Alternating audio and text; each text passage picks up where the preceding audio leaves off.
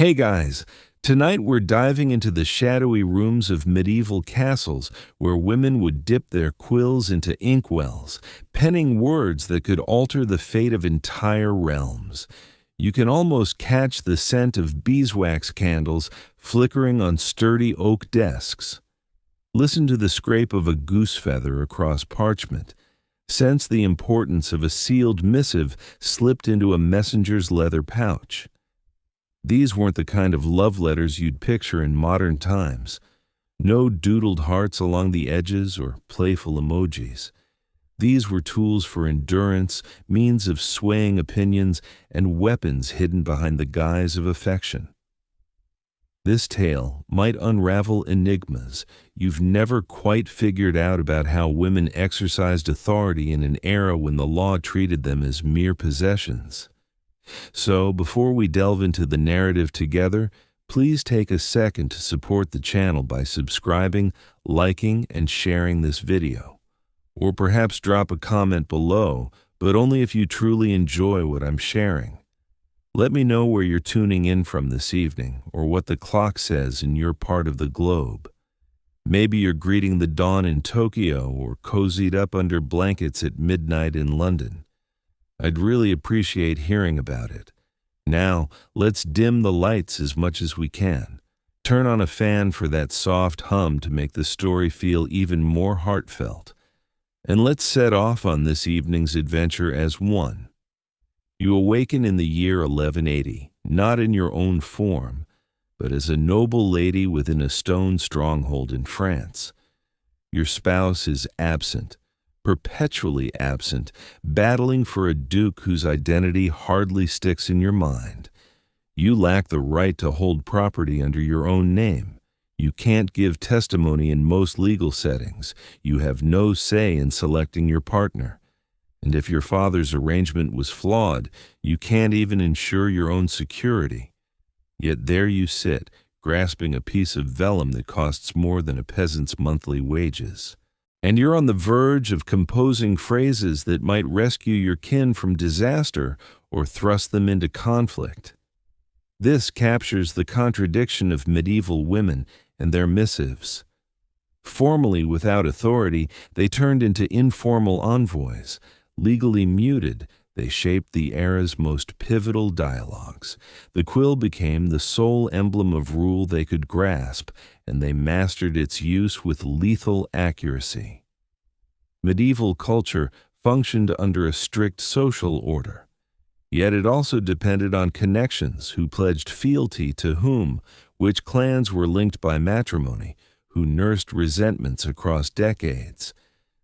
Women, particularly those of high birth, occupied the crossroads of these webs.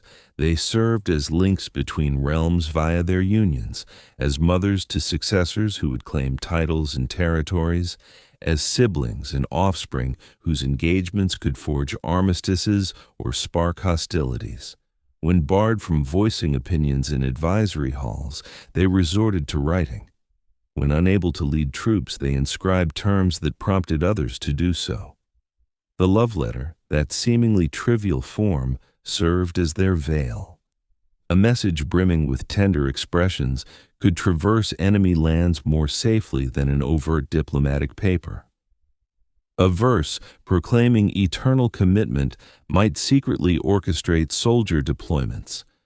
A gentle question about a relative's well-being could confirm if an uprising had sufficient backing to thrive. The dialect of sentiment turned into the cipher for authority. You soon realize that each phrase carries weight. The salutation itself narrates a tale. How you refer to the addressee reflects your grasp of the prevailing political climate. Too stiff, and you risk offending someone anticipating family-like warmth. Too relaxed, and you might face charges of overreach or, worse, a closeness hinting at impropriety. Medieval folk excelled at deciphering undertones. A lone, ill-chosen term could be analyzed for weeks by every aristocrat who listened as the letter was recited aloud in a grand chamber. Because indeed, letters were frequently proclaimed publicly. The notion of privacy we know today scarcely applied.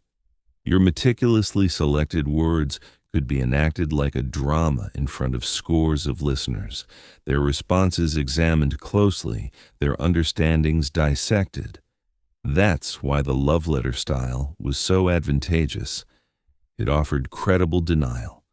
If the underlying political intent proved too perilous and an adversary seized it, you could insist it was just a display of private fondness, that any alternate reading stemmed from the interpreter's vivid fancy.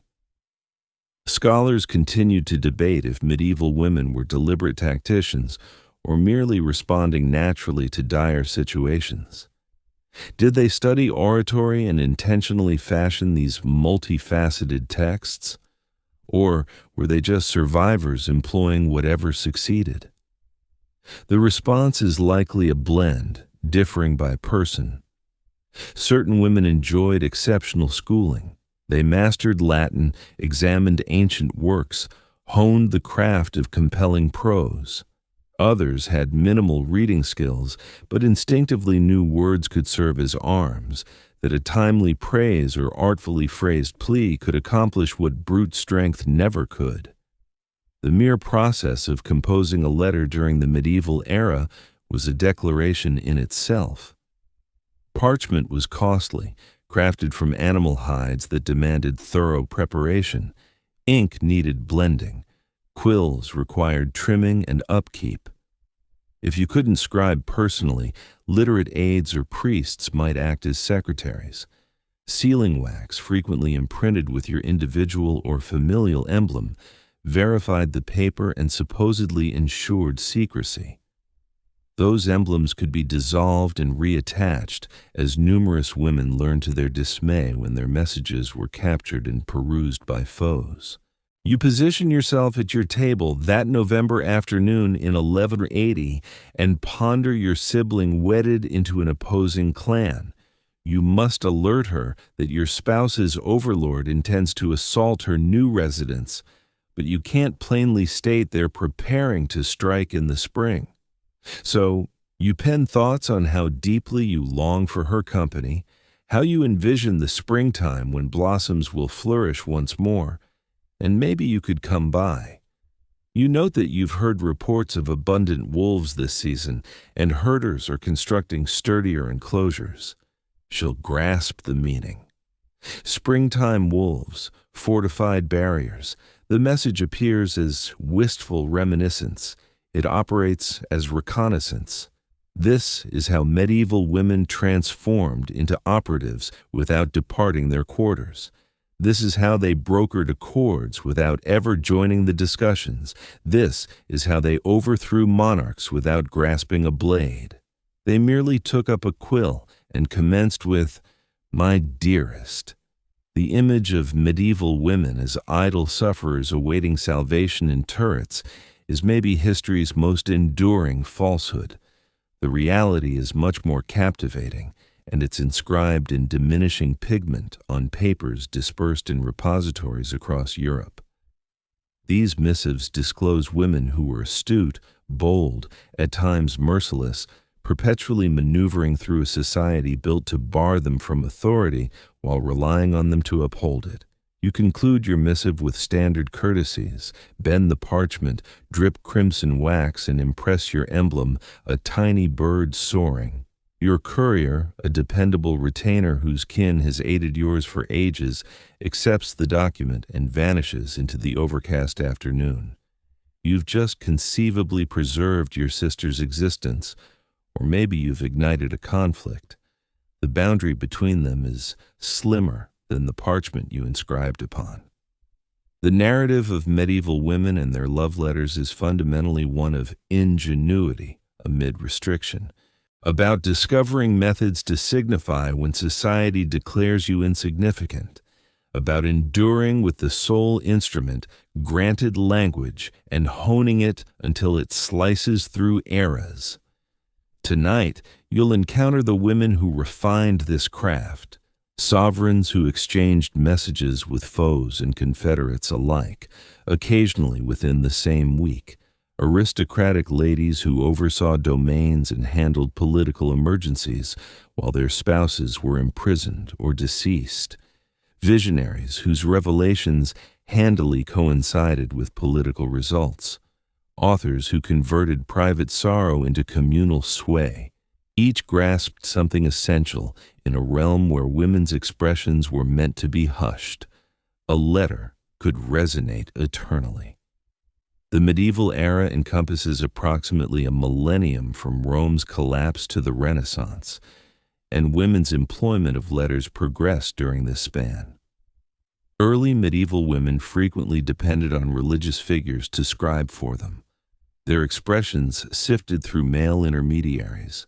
By the later Middle Ages, more women from noble and commercial strata were literate, capable of inscribing their own ideas without go-betweens. This evolution granted them enhanced command over their communications, greater subtlety in their political tactics. But whether spoken aloud or penned by hand, these letters exhibited shared elements. They utilized the vernacular of affection and kinship to address authority and governance. They incorporated sacred symbols and allusions that all comprehended. They equilibrated candor with prudence, fervor with deliberation. They were, in all aspects, enactments, meticulously built writings intended to attain precise objectives while seeming to be mere individual exchanges. As you sink further into this account tonight, you'll realize that medieval women's love letters weren't merely antique oddities. They were guides for endurance, blueprints for warfare, pacts for peace, and declarations of upheaval, all veiled as romance. They demonstrate that authority doesn't invariably proclaim itself with fanfares and regalia. At times, it murmurs in pigment on hide, fastened with wax, transported by a horseman through the gloom to shift history's path. You draw nearer to a letter penned in 1173, raising it to the candle's glow, narrowing your eyes at the ornate handwriting. At initial view, it's a standard assertion of fondness among aristocratic pen pals. But your vision is keen, and you start to spot the oddities. Particular terms are capitalized inappropriately. Expressions appear strangely proper in certain spots, oddly personal in others. Allusions to holy figures and scriptural excerpts occur with uncommon regularity. You're gazing at an encrypted dispatch, and once you crack the pattern, the true exchange unveils itself like a silhouette arising from dawn mist. Medieval women devised advanced techniques for concealing political details inside amorous prose. This wasn't basic substitution code, swapping each character with another via a scheme. Such cryptography was present, but it was evident, noticeable, hazardous if uncovered. Rather, women utilized something much more refined. They concealed their intents openly, employing cultural nods, spiritual metaphors, and the norms of courtly love verse to forge messages with several strata of meaning. The prose of courtly love, which thrived in the 12th and 13th centuries, offered ideal concealment. This artistic custom, made famous by troubadours and romance scribes, created a whole lexicon for exploring unattainable yearning, concealed allegiance, and bonds that defied societal standards. When a highborn lady composed about her perpetual duty to a lord, was she conveying romantic fervor or political fidelity? When she referenced the garden where we first encountered each other, was she recollecting or pinpointing a rendezvous site? The elegance of the method lay in its refutability. Every encrypted expression could be justified as harmless emotion. You come across a letter from a Norman aristocratic woman to her relative in England, composed around 1140 amid the civil strife between Stephen and Matilda. She elaborates on roses, white roses flowering prematurely, red roses endangered by chill, a plot needing care before summer comes. Superficially, it's botanical zeal, but roses served as heraldic emblems. Hues denoted clan loyalties, and seasons implied schedules for armed actions. She's truly relaying which aristocrats back which contender for the crown and when they intend to assemble. The whole missive is a tactical report masked as horticultural banter. Scholars still contend if these encryption methods were structured or spontaneous.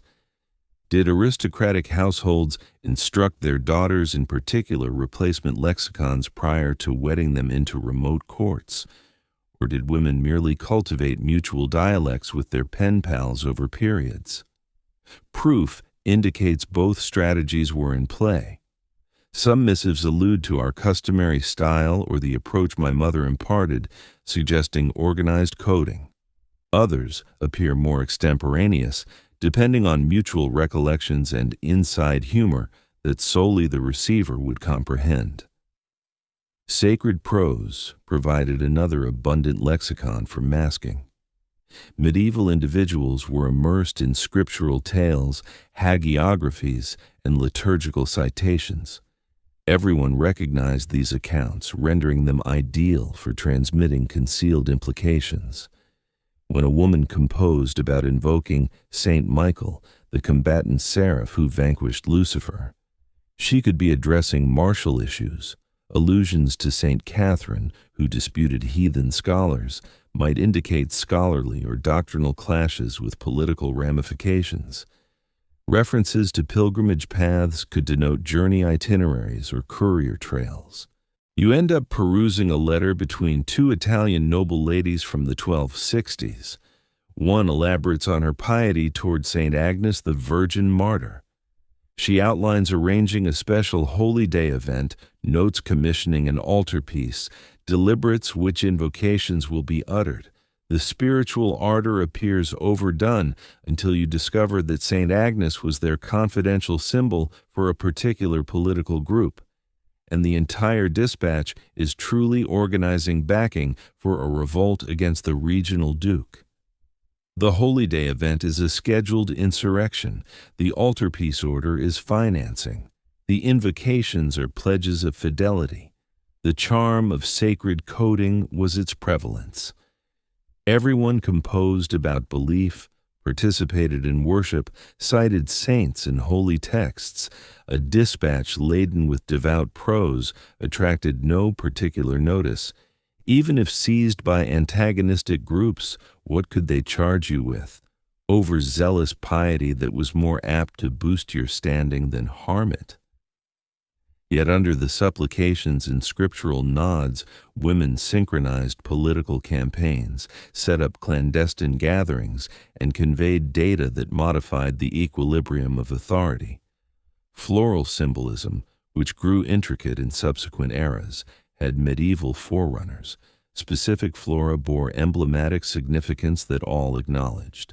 Lilies signified chastity and frequently symbolized the Virgin Mary or French monarchy. Oak foliage implied vigor and English essence. Olive twigs indicated truce talks. A woman depicting her garden in a dispatch wasn't automatically chatting about plants. She might be updating on diplomatic scenarios, kin coalitions, or political moods. You uncover another ingenious method, the tactical application of names and designations. How a woman greeted her pen pal and mentioned outsiders broadcasted her present comprehension of political ties. Elevating someone's rank in a dispatch could indicate that their political prospects had improved or that they'd acquired fresh confederates. Lowering a rank or employing an obsolete form hinted at diminished influence or disfavor. Medieval elites were exquisitely attuned to these subtleties. They comprehended that societal etiquette was the overt dialect of political truth. One especially clever approach involved scriptural citations. The medieval Bible was segmented into chapters but not consistently verses, so alluding to particular segments demanded more elaboration. A woman might inscribe, as it states in the volume where David challenges Goliath, and the precise narrative she cited would bear figurative importance. Was she implying a lesser force would prevail, alerting to an approaching clash, urging daring moves against a mightier foe? The receiver, grasping the backdrop of their predicament, would seize the planned intent. Punctuation and spacing, although not uniform as today, could also bear significance. Some women purposefully merged words or divided them oddly, generating stress or implying links. Others altered their script, alternating between official book style and flowing cursive within the same dispatch to indicate which sections were sincere emotion and which held concealed communications. These methods necessitated recipients who knew the dispatcher's routines, which is why exchange systems between women who'd been schooled together or were relatives proved so potent. The peril, naturally, was seizure. Couriers could be apprehended, missives could be pilfered, emblems could be fractured and refastened. Women devised defenses against this as well. Some composed harmless renditions of dispatches they thought might be captured while dispatching the authentic communication via reliable verbal relay. The courier himself became the actual dispatch, bearing details in his recollection. Others, inscribed in tiers with overt communications, meant to appease superficial perusers, while the genuine substance required familiarity with the cipher to unravel. You scrutinize a dispatch from around 1200 where a woman has intentionally inserted orthographic mistakes. Initially, you presume she was inadequately schooled or composing hastily. But the errors adhere to a scheme. Every fifth-word word, when perused sequentially, forms a distinct communication. This acrostic method demanded meticulous assembly and a receiver instructed to seek it, but it permitted highly delicate data to conceal within a seemingly innocuous dispatch about domestic oversight or kin updates. Music supplied yet another lexicon. Numerous aristocratic women were skilled musicians, and allusions to particular tunes or tunes bore associations. Referencing a specific troubadour's creation might summon its motifs, sagas of disloyalty, accounts of steadfastness examined, narratives of unattainable affection opposing familial resistance. The astute receiver would comprehend that the dispatcher was paralleling the tune's tale and their present political circumstance. Descriptions of temperature and climate, apparently benign, could signify political ambiance. Composing about tempests amassing might caution of impending strife.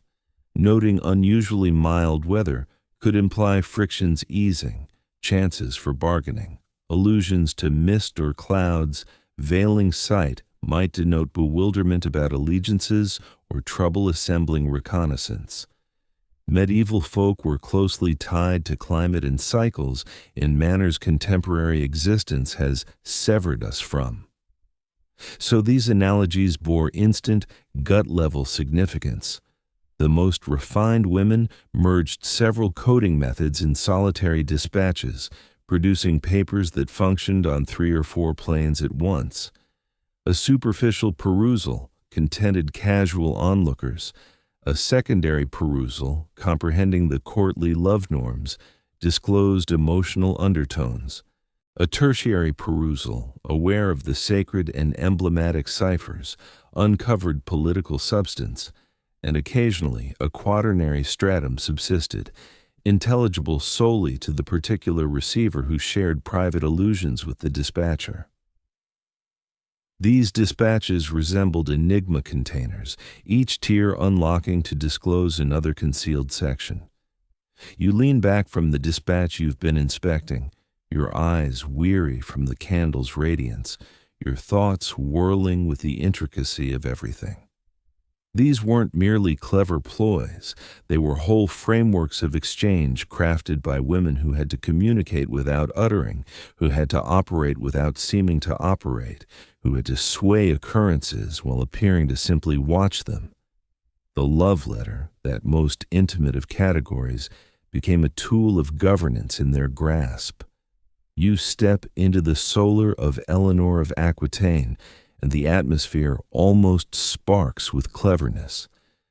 It's 1173, and she's no longer youthful, beyond 50, an age when many medieval women were viewed as elderly. But Eleanor doesn't hobble or murmur. She positions herself at a writing table, several dispatches arrayed before her like tactical schemes, because that's precisely what they represent. You observe as she immerses her quill, hesitates, reflects, then inscribes with rapid assurance. She's exchanging messages with her offspring, her former spouse, her present husband's subordinates, and likely half the aristocrats of France and England. Each dispatch is a chess maneuver, and she's engaging in several matches at once.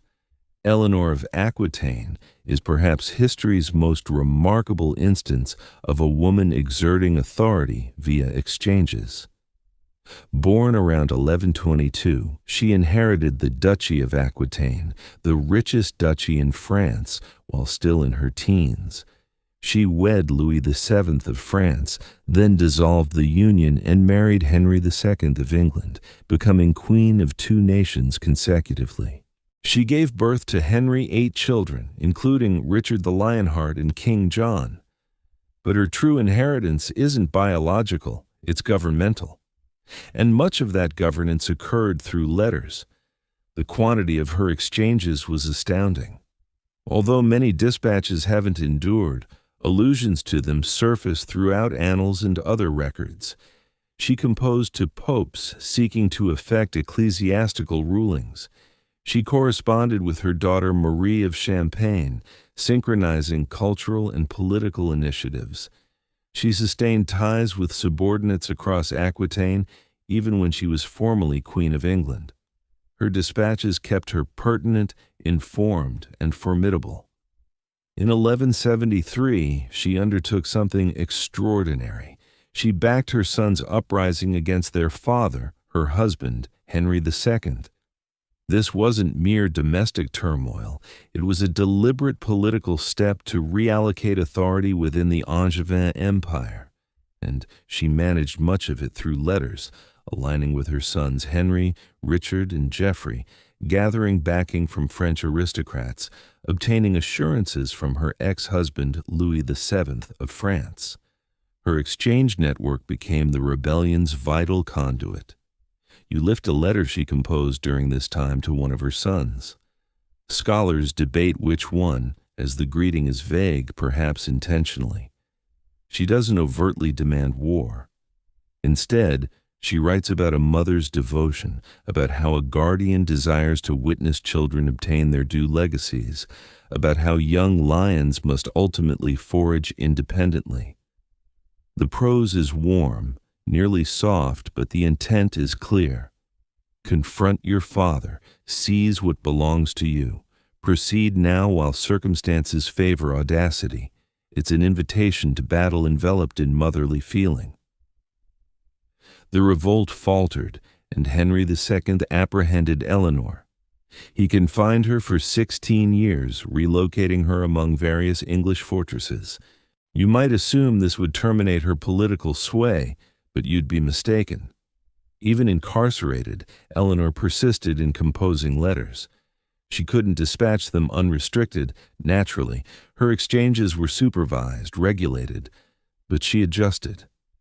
Her dispatches grew more encrypted, more cautious, more reliant on the masking methods you discovered earlier. She composed about yearning for her children, about craving liberty, about her commitment to kin, and beneath that facade she upheld her connections, kept her confederates conscious of her ongoing presence, readied herself for future significance. Scholars still contend whether Eleanor was a feminist symbol or merely an elite safeguarding her social standing. Was she battling for women's independence or for her clan's dominance? The response is less crucial than the approaches she applied. Regardless of her drives, she illustrated that a woman equipped with reading skills, ties, and tactical acumen could mold the politics of several realms, even when legally impotent and bodily confined. When Henry II passed in 1189, Eleanor was almost 70 years old. Most medieval women her age had withdrawn from communal affairs if they had survived that long at all. Eleanor, conversely, entered her most governmentally engaged phase. Her son Richard ascended the throne, and he promptly freed his mother. She served as his regent during his crusade, administering England in his absence. And she administered chiefly through exchanges letters to sheriffs and bishops, to nobles and traders, to anyone whose collaboration she required. You peruse a letter she composed to Pope Celestine III in 1193, when Richard was detained in Germany returning from crusade. The dispatch is a gem of convincing prose. She doesn't merely solicit papal mediation. She constructs an emotive account about a mother's torment, about unfairness toward a crusader, about the disgrace to Christendom if a monarch who battled for Jerusalem stays captive. She cites holy text, alludes to classical writings, deploys oratory that would impress any Roman speaker. And it succeeded. The Pope urged the German emperor, aiding Richard's eventual liberation. But Eleanor's dispatches weren't always elevated or principled. She could be unyielding. You locate exchanges where she warned subordinates who'd faltered in their fidelity, letters where she recalls to aristocrats the obligations they owe her clan, duties they'd rather disregard, missives where she offers incentives for backing or suggests repercussions for opposition. Her quill could soothe or slash based on what the circumstance demanded. One especially intriguing facet of Eleanor's exchanges is how she tailored her tone to varied listeners. Writing to her daughter Marie, who oversaw the court of Champagne and supported troubadour culture, Eleanor used the ornate prose of courtly love and literary refinement. Writing to martial leaders, her style turned straightforward, nearly abrupt. Writing to religious figures, she infused her dispatches with doctrinal allusions and scriptural quotes. She grasped that potent communication demands encountering your audience in their own idiom, and she commanded multiple variants of medieval dialogue. Her letters also disclose her as a cultural influence. She and her daughter Marie played key roles in cultivating the courtly love custom that you learned offered such handy camouflage for political signaling. Some experts believe Eleanor's own encounters, 2 marriages, multiple paramours if gossip holds true, intricate ties with authority and self-reliance formed the artistic norms that other women would later utilize. She assisted in forging the very framework that facilitated female political exchange. You uncover letters between Eleanor and her daughters that address marriage setups for grandchildren. On the surface, they're organizing nuptials. In truth, they're bargaining global coalitions, equilibrating authority among England, France, Castile, and Sicily. Every engagement is a pact. Every dowry discussion is fiscal strategy. Every conversation about which kin will join the right is truly deciding which aristocratic houses will endorse which political stances. The individual and governmental are fully entangled, and Eleanor steers both with equivalent expertise. There's a letter from 1199 written when Eleanor was about 77 years old. Richard has perished, and her younger son John has ascended the throne, despite being, to phrase it gently, troublesome. Eleanor knows John's flaws. He's suspicious, harsh, politically clumsy, but he's her son, and more vitally, he's the linchpin to sustaining her clan's grip on England. So she composes letters bolstering him, urging nobles to embrace his succession, laboring to avert the splintering of the Angevin Empire. Even in her concluding years, she's politically engaged, employing her quill to mold results. Eleanor of Aquitaine died in 1204, having survived most of her children and both her husbands. She'd been Queen of France and England, mother of kings, regent, rebel, prisoner, and power broker for over 8 decades. And throughout it all, she wrote letters, thousands of them, most now lost. Those that survive reveal a woman who understood that in medieval society, where women couldn't officially govern, correspondence was governance. Where women couldn't command armies, letters could move soldiers. Where women couldn't make law, written words could influence those who did. You set down the last of her letters you've been examining, and you understand something fundamental.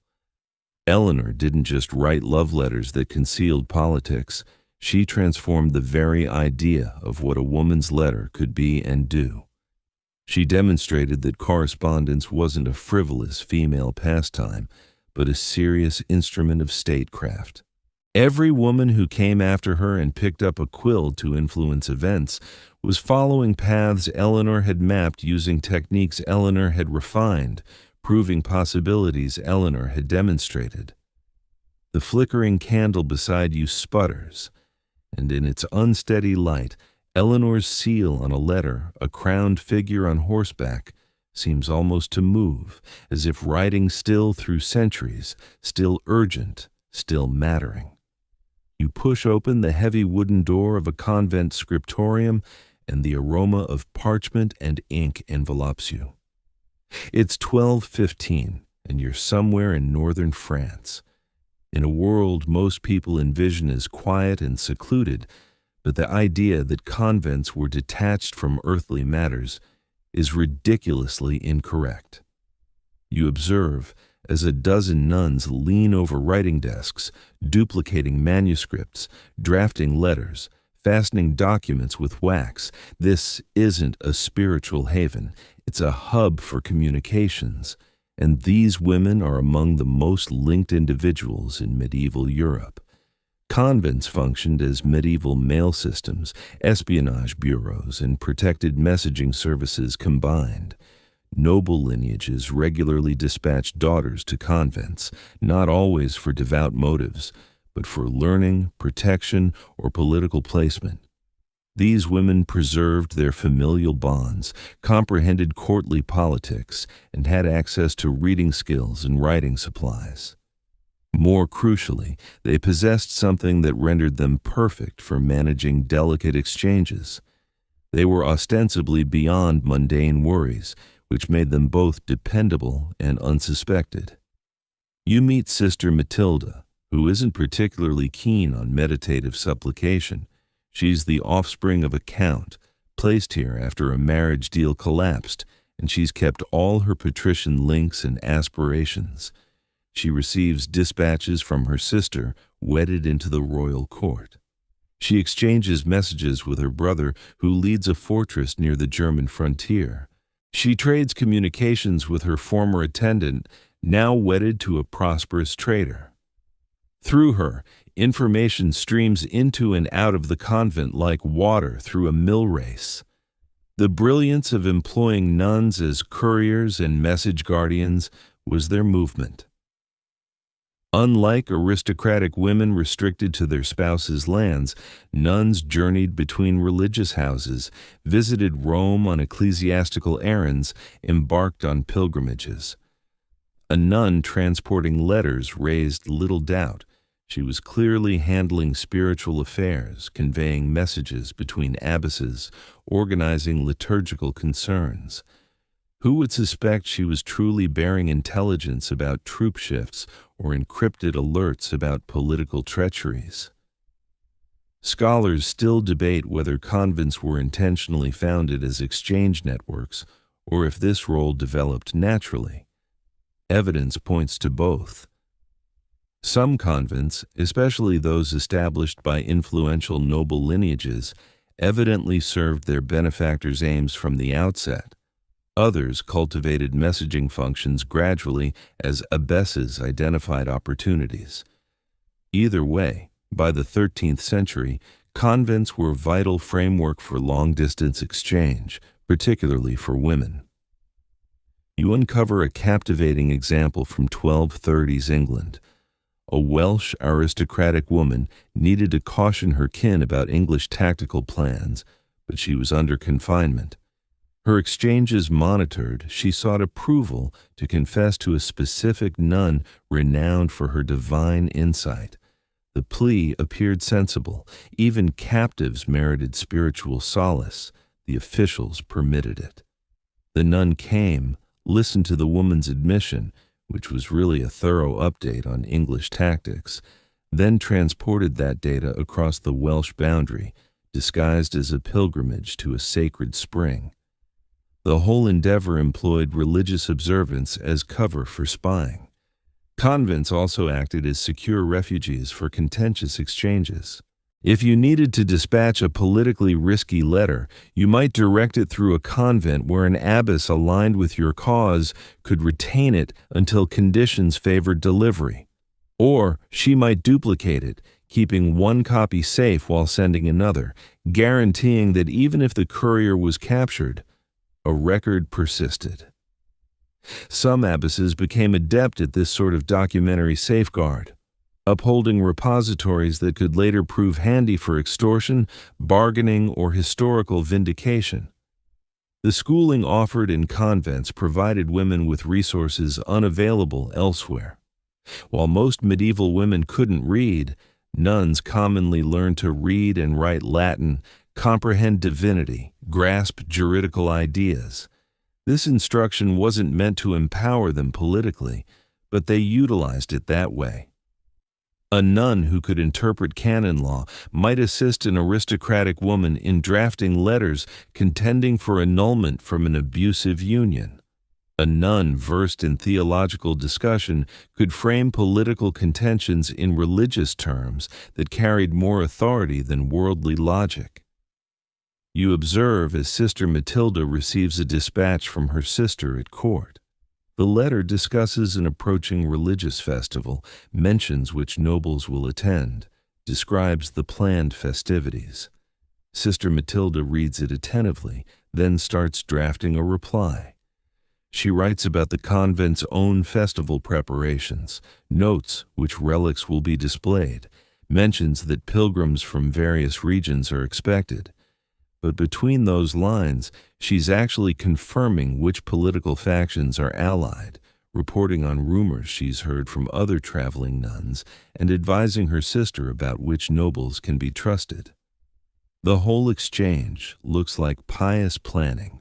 It functions as political intelligence. Some of the most dramatic examples of convent correspondence involve succession crises. When a king died without clear heirs, or when multiple claimants contested a throne, information became critical. Who supported which candidate? Which nobles were wavering? What arguments were persuading fence-sitters? Nuns with their networks spanning multiple regions and their perceived neutrality gathered and transmitted this intelligence. Abbesses sometimes corresponded directly with popes, advocating for particular claimants using theological and moral arguments that concealed political preferences. You find a letter from an abbess to a cardinal in Rome, written during a disputed election in 1240s Germany.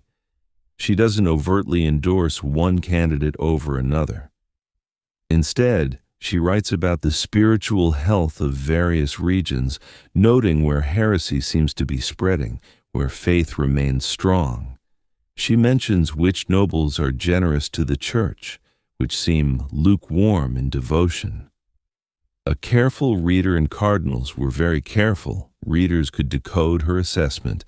She's actually reporting which candidate has stronger support, which regions are likely to accept papal decisions, and which nobles might resist.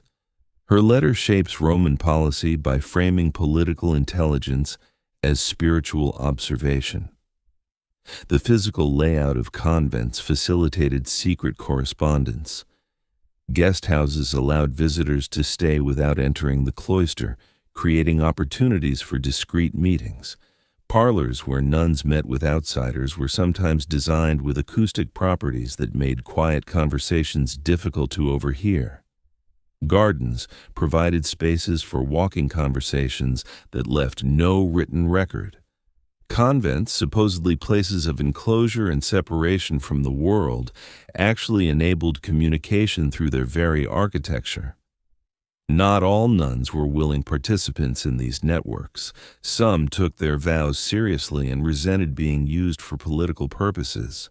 You encounter stories of nuns who refused to carry messages, who destroyed letters rather than deliver them, who reported correspondence to authorities.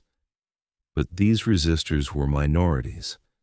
Most nuns understood that their survival and their institution's prosperity depended on noble patronage, and facilitating correspondence was part of earning that support. The most sophisticated convent networks involved multiple religious houses working together. A letter might pass through 3 or 4 convents on its journey, each abbess reading it, perhaps adding her own notes before passing it along. This system provided both security and added intelligence. Each stop contributed information, creating correspondence that accumulated knowledge like a snowball rolling downhill.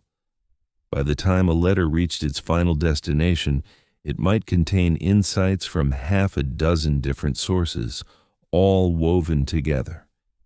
You read about a remarkable case from 1260s France where a queen used convent networks to coordinate resistance against her husband's policies.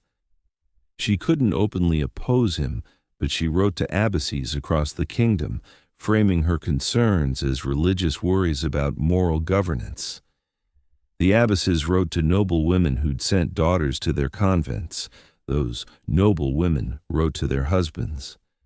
Within months, the king faced coordinated pressure that appeared spontaneous, but was actually orchestrated entirely through convent correspondence.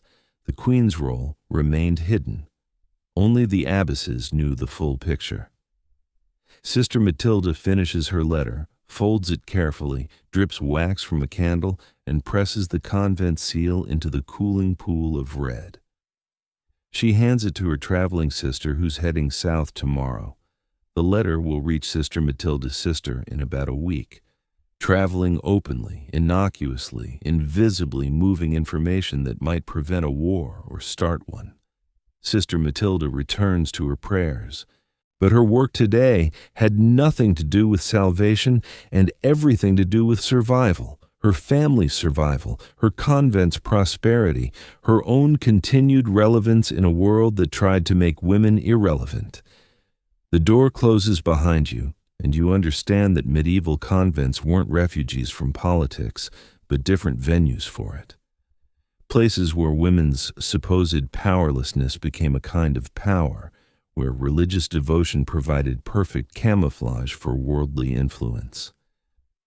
You find yourself in a cramped room in Paris, the year 1405, watching a widow bent over her writing desk by the thin light of a winter afternoon. Christine de Pizan is about 40 years old, and she's doing something almost unthinkable. She's supporting herself and her children entirely through her pen. Not as a scribe copying others' words, but as an author, a thinker, a voice that refuses to stay silent. Around her are scattered manuscripts, letters from patrons, responses to her works, and correspondence that will reshape how people think about women's capabilities. Christine wasn't born into this role. She came to France from Venice as a child, when her father became court astrologer and physician to King Charles V. She received an extraordinary education, unusual for a girl, learning Latin and studying classical texts alongside her father's work. She married a royal secretary named Etienne de Castel, and for a decade lived the comfortable life of a minor court functionary's wife. Then, in quick succession, her father died, her husband died, and Christine found herself at 25 with 3 children, a mother to support, and no income. The expected path was remarriage or retreat to a convent. Christine chose neither. Instead, she started writing. And more importantly, she started corresponding with the most powerful people in France. Her letters became her lifeline, her business strategy, her revolutionary act. You watch as she composes a letter to the Duke of Orléans, carefully flattering his intelligence and taste, while reminding him that patronage of learning reflects well on noble houses. She's asking for money, essentially, but she frames it as offering him the opportunity to demonstrate his cultural sophistication. What made Christine's correspondence revolutionary wasn't just that she wrote for pay, that was unusual enough, but that she used her letters to argue for women's intellectual equality. She didn't whisper these ideas privately. She broadcast them through correspondence that circulated at court, letters that were copied and shared, read aloud in salons, discussed by nobles and clergy. Her letters were publications before printing presses existed, and she knew it. You discover her most famous epistolary controversy, the debate over the Roman de la Rose. This 13th century French poem had become a classic, but its latter sections portrayed women as deceptive and lustful, fundamentally inferior to men. In 1401, Christine wrote letters challenging this portrayal, arguing that women were being slandered by men who didn't understand them. She sent these letters to prominent intellectuals, including the Provost of Paris and the royal secretary, sparking a debate that lasted years and involved dozens of participants. Historians still argue whether Christine was genuinely feminist or simply defending her class interests and income source. If women were intellectually inferior, how could she justify earning her living through writing? But her arguments went far beyond self-interest. She pointed out logical flaws in anti-woman texts, cited historical examples of accomplished women, and challenged the authority of male writers to speak about female nature.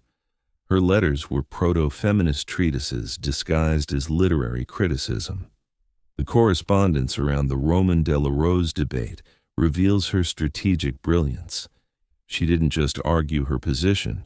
She cultivated allies, responded to critics with calculated combinations of deference and firmness, and always positioned herself as defending truth rather than personal interest.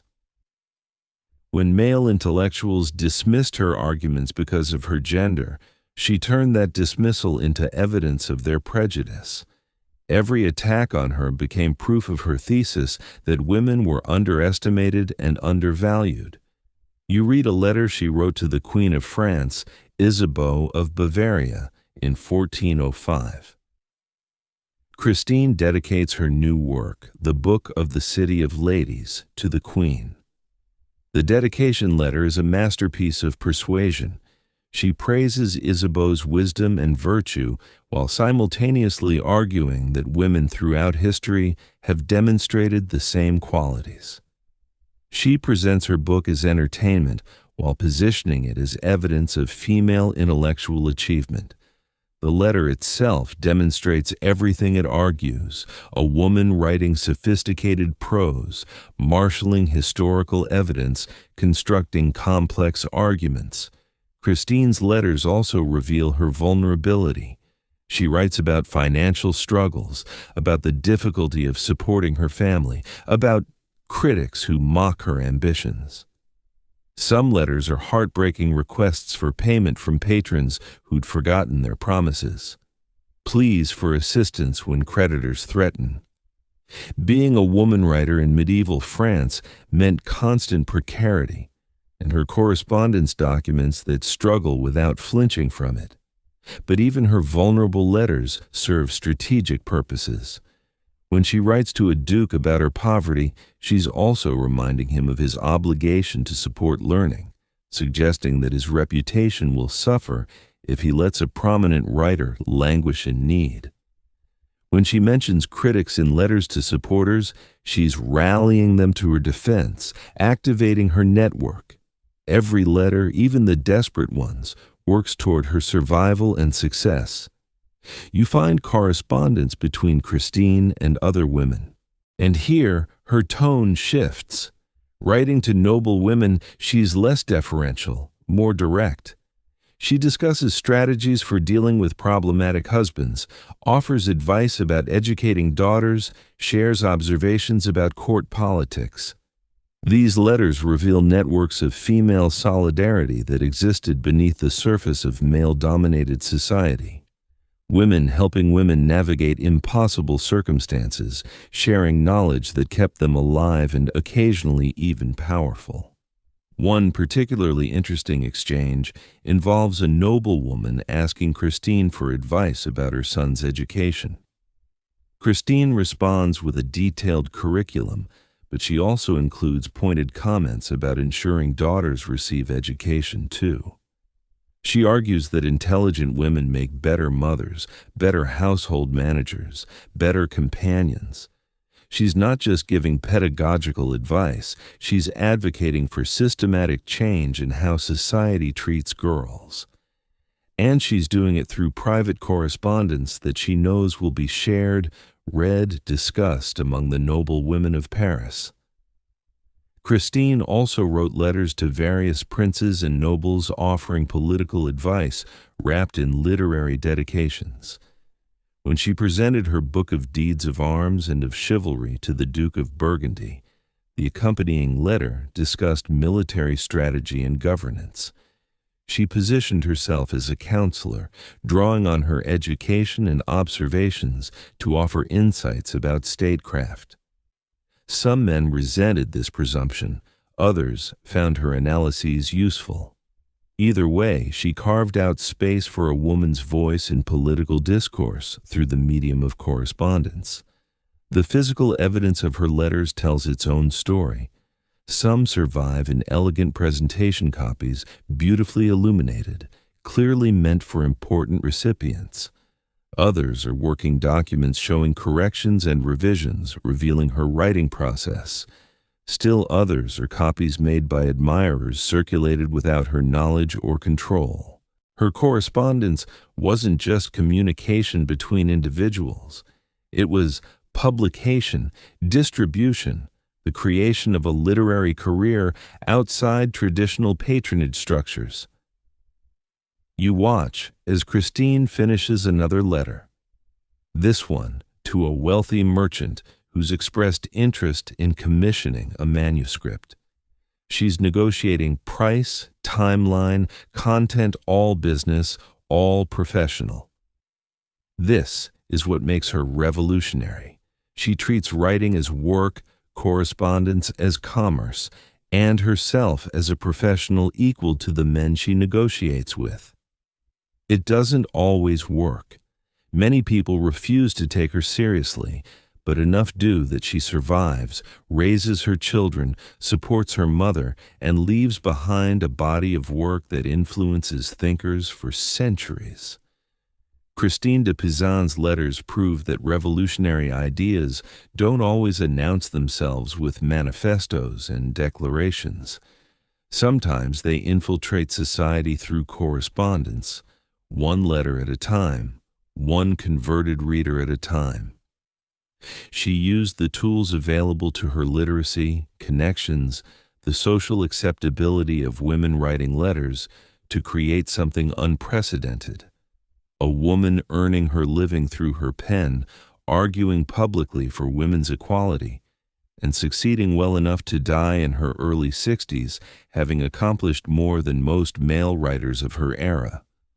As the winter light fades in that Parisian room, Christine seals her letter and adds it to the pile, ready for tomorrow's messenger.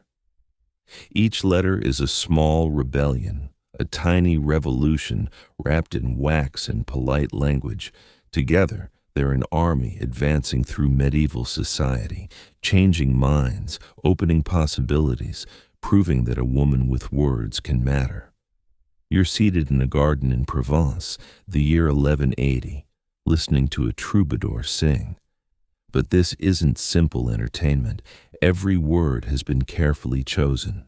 Every metaphor carries political weight, and the noble woman who commissioned this song is sitting beneath a silk canopy, watching faces in the audience to gauge reactions.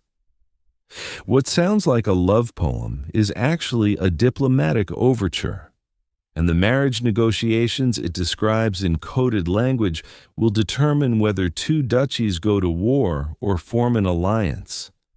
Medieval marriage was never just about two people falling in love. It was treaty, property consolidation, military alliance, and dynastic strategy all wrapped into one ceremony. And the negotiations leading to marriage were conducted largely through letters that employed the elaborate vocabulary of courtly love to discuss what were essentially business arrangements with life or death consequences. When a nobleman wrote to a potential bride praising her beauty and virtue, he was often really discussing her dowry and her family's military strength. When she responded with modest gratitude and poetic flourishes, she was actually conveying her family's terms and conditions. You read a letter from a French count to the father of an English daughter written around 1230. On the surface, it's a conventional courtship letter. The count describes his undying admiration for the daughter's renowned grace and wisdom. He writes about his estates as if mentioning them casually, just happens to note the number of villages, the productivity of his lands, the loyalty of his vassals. He quotes poetry about gardens and fountains, but those gardens are actually castles, and the fountains represent water access crucial for defense. The Earl's father, reading this letter, understands he's being told exactly what military and economic assets the Count brings to this potential alliance. The response letter, ostensibly from the daughter, but almost certainly drafted by her father or a family advisor, is equally coded. She expresses humble gratitude for his attentions, while noting that her simple life has been blessed with certain comforts her father has generously provided. Translation: here's what she brings as dowry. She mentions relatives in various regions, each reference casually dropped. But the Count reads a map of alliances. She writes about her devotion to family duties, which signals she understands marriage is about loyalty to kinship networks, not personal happiness. Scholars still argue whether the women involved in these negotiations had any real agency or were simply pieces being moved by fathers and brothers. The evidence is mixed. Some letters show women negotiating their own terms, expressing preferences, even refusing proposals. Others reveal women who were clearly following scripts written by male relatives. Class mattered. Two great heiresses with significant lands had more leverage than younger daughters with modest prospects. You discover a fascinating case from 1170s Normandy, where a widow with extensive lands received multiple marriage proposals. Her letters to various suitors demonstrate sophisticated negotiation. To one, she writes warmly about his distinguished lineage, while subtly noting concerns about debts his family owes. To another, she praises his military reputation while questioning whether his adventurous spirit would keep him away from estate management. She's comparing offers, leveraging competition, protecting her interests. This isn't passive victimhood. It's strategic decision-making under constraint. The language of courtly love provided perfect vocabulary for these negotiations because it was already about obstacles and social barriers. Troubadour poetry obsessed over love that couldn't be fulfilled, the knight adoring a married lady, the lover separated by social class or family opposition. This narrative framework allowed correspondence to discuss real barriers to marriage alliances while sounding romantic.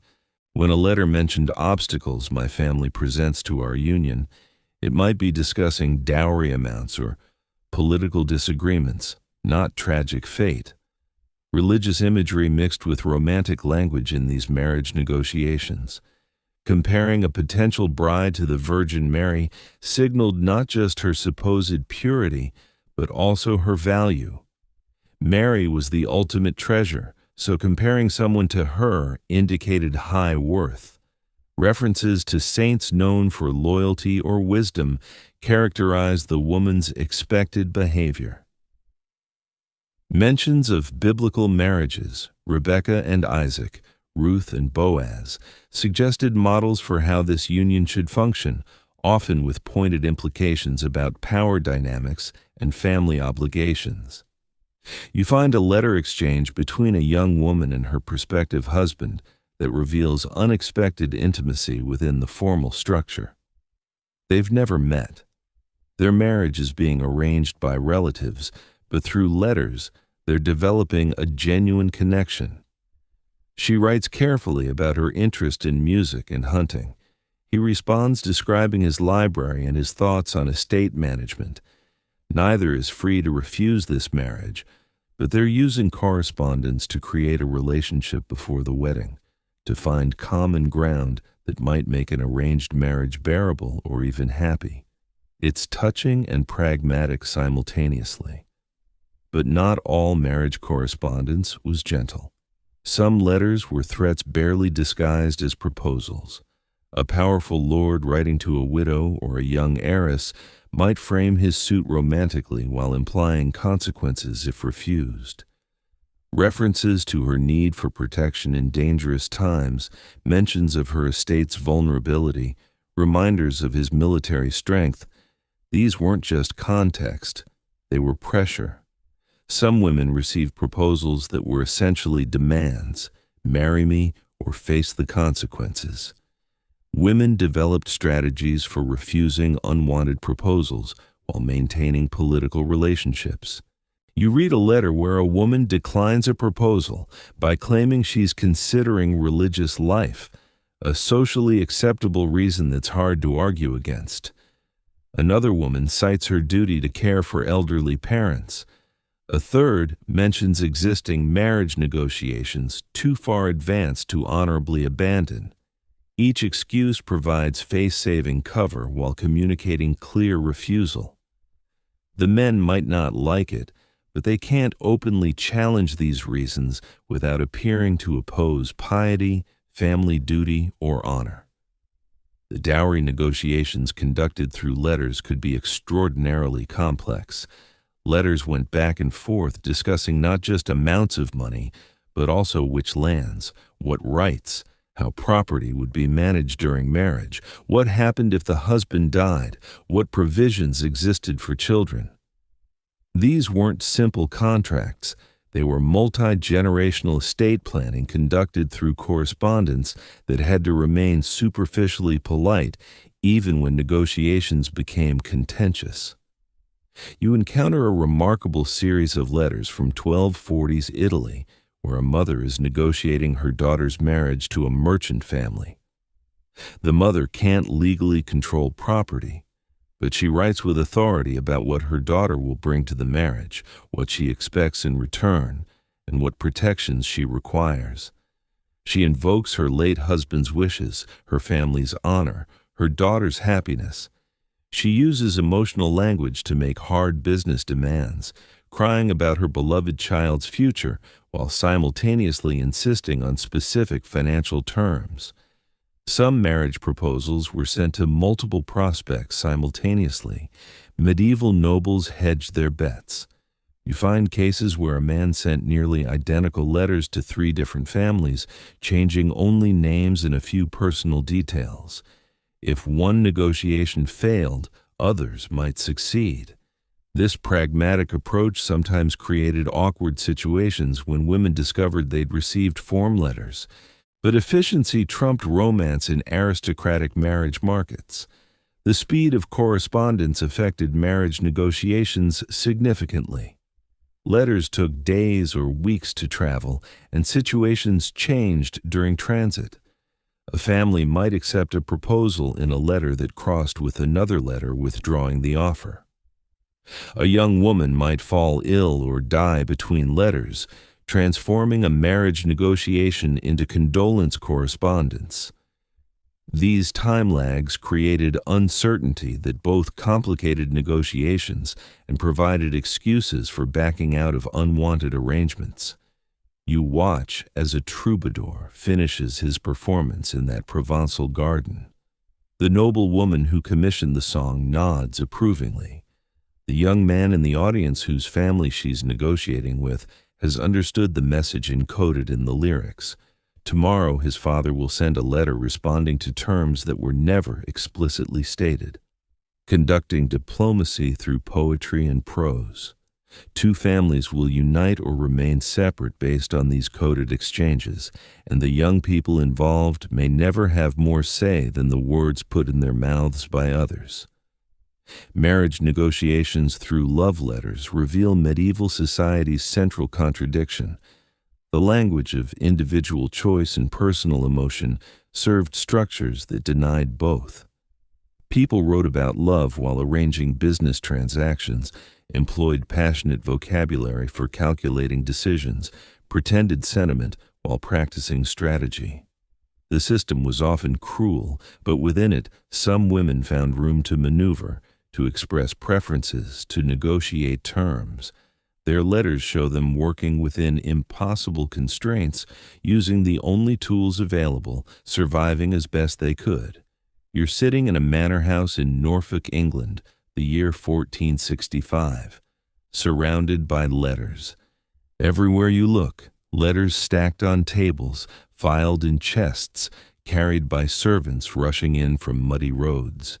This is the Paston family, minor gentry navigating England's chaos during the Wars of the Roses, and the women of this household are fighting for survival one letter at a time.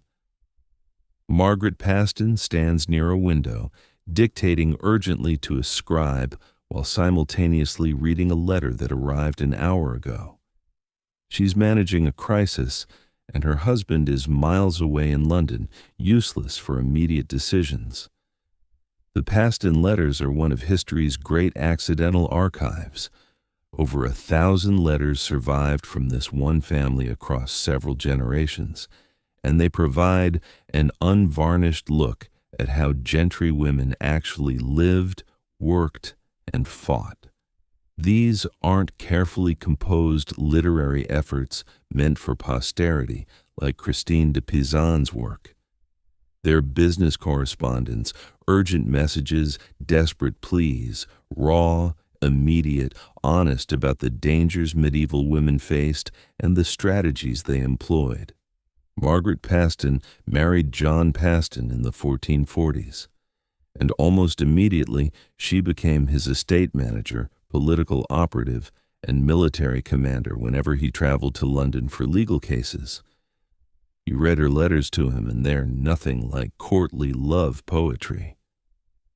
"Right worshipful husband," she begins, then launches into reports about which neighbors are threatening their properties, which tenants haven't paid rent, which local lords are trying to seize Paston lands. She's not asking for advice.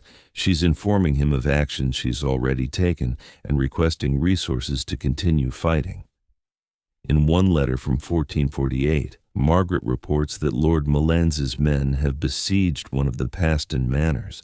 She describes the assault in detail. They broke down gates, looted the house, threatened servants. She was inside during part of the attack. Her letter doesn't plead for rescue.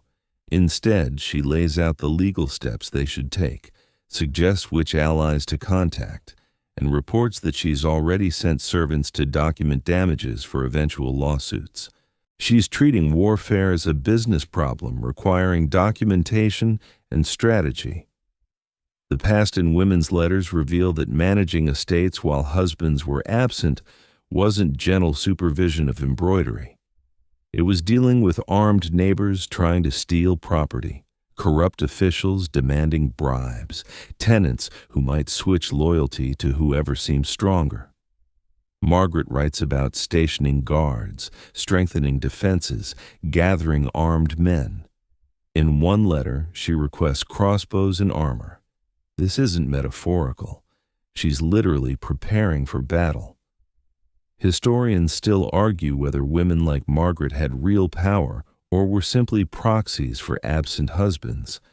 Her letters suggest a complex reality. She clearly had authority.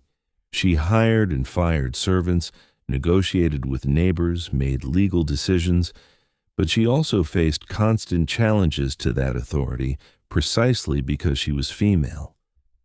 Some men refused to negotiate with her, insisting on dealing with her husband. Others saw her gender as weakness and attempted takeovers they wouldn't have risked if John Paston had been present. You discover letters where Margaret uses her gender strategically. When advantageous, she emphasizes feminine vulnerability, writing to powerful lords about her fears as a simple woman dealing with aggressive neighbors. But to her husband and allies, she writes as a military commander, discussing tactics and resources. She code switches depending on audience, using whatever approach might work. This wasn't deception exactly. It was survival, employing every available tool, including stereotypes about female weakness, to protect her family's interests. The correspondence between Margaret and John reveals a working partnership, though not an equal one. He makes major decisions about property purchases and legal strategy, but he depends entirely on her information and local management. When he gives orders she thinks are wrong, she sometimes argues in letters, and occasionally she simply ignores his instructions and does what she thinks best. Her letters reporting disobedience are fascinating. She explains why his approach wouldn't work, details what she did instead, and presents results that justify her independence. You find a letter from 1465 where Margaret is defending Caister Castle, a major Paston property, against siege by the Duke of Norfolk's forces. Her husband and sons are away fighting in the Wars of the Roses, choosing sides between York and Lancaster. Margaret is left holding a castle with limited supplies and men, writing urgent letters requesting reinforcements that may not arrive. She reports calmly about provisions, defensive preparations, morale among the garrison. She's not hysterical. She's professional, providing military intelligence while under attack. The next generation of Paston women continued the tradition. Margery Paston, Margaret's daughter-in-law, left letters showing even more complex negotiations. She secretly married Richard Cowell, the family's bailiff, a catastrophic social mismatch. Her letters to Richard before their marriage revealed genuine affection mixed with terror about consequences. When the family discovered the relationship, they tried to annul the marriage. Margery's letters to various family members defending her choice show her wielding legal knowledge, religious arguments, and emotional appeals. She lost most family support, but kept her marriage a rare victory for personal choice over family strategy. The Paston women's letters also document everyday concerns that rarely appear in formal histories. Margaret writes about childbirth, illness, servants stealing from the household, the cost of basic supplies during wartime. She complains about her husband's absence, worries about sons fighting in battles, mourns children who died young. These personal notes appear alongside military and legal content, showing how medieval women held multiple roles simultaneously: estate manager and mother, military commander and wife, business partner and grieving parent. One striking feature of these letters is their emotional restraint. Even in desperate circumstances, the Paston women rarely indulge in extended emotional expression. Margaret reports threats and violence in the same tone she uses for routine business. When her son is killed in battle, her letter announcing his death is brief, controlled, focused on practical matters of arranging burial and securing his property. This restraint might reflect personality, but it probably also reflects necessity. Emotional displays might be seen as feminine weakness, undermining the authority they needed to manage crises. You read an exchange between Margaret and her husband about their son's education. She wants him to study longer. John wants him home to help with estate management. Margaret's letters make sophisticated arguments about the long-term benefits of education versus short-term convenience. She doesn't win. John makes the final decision, but she makes her case forcefully, marshaling evidence and logic. Even in a patriarchal marriage, correspondence gave women space to argue, to present their perspectives, to influence decisions, even when they couldn't control them. The past in letters also reveal women's information networks. Margaret regularly corresponds with other gentry women, exchanging news about regional politics, warnings about threats, advice about managing difficult situations. These informal networks provided intelligence that formal channels missed.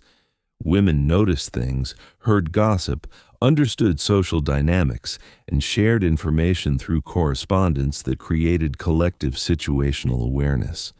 This networking wasn't recorded in official documents, but it shaped how families navigated dangerous times. Some of Margaret's letters employ coded language, similar to the techniques you learned about earlier.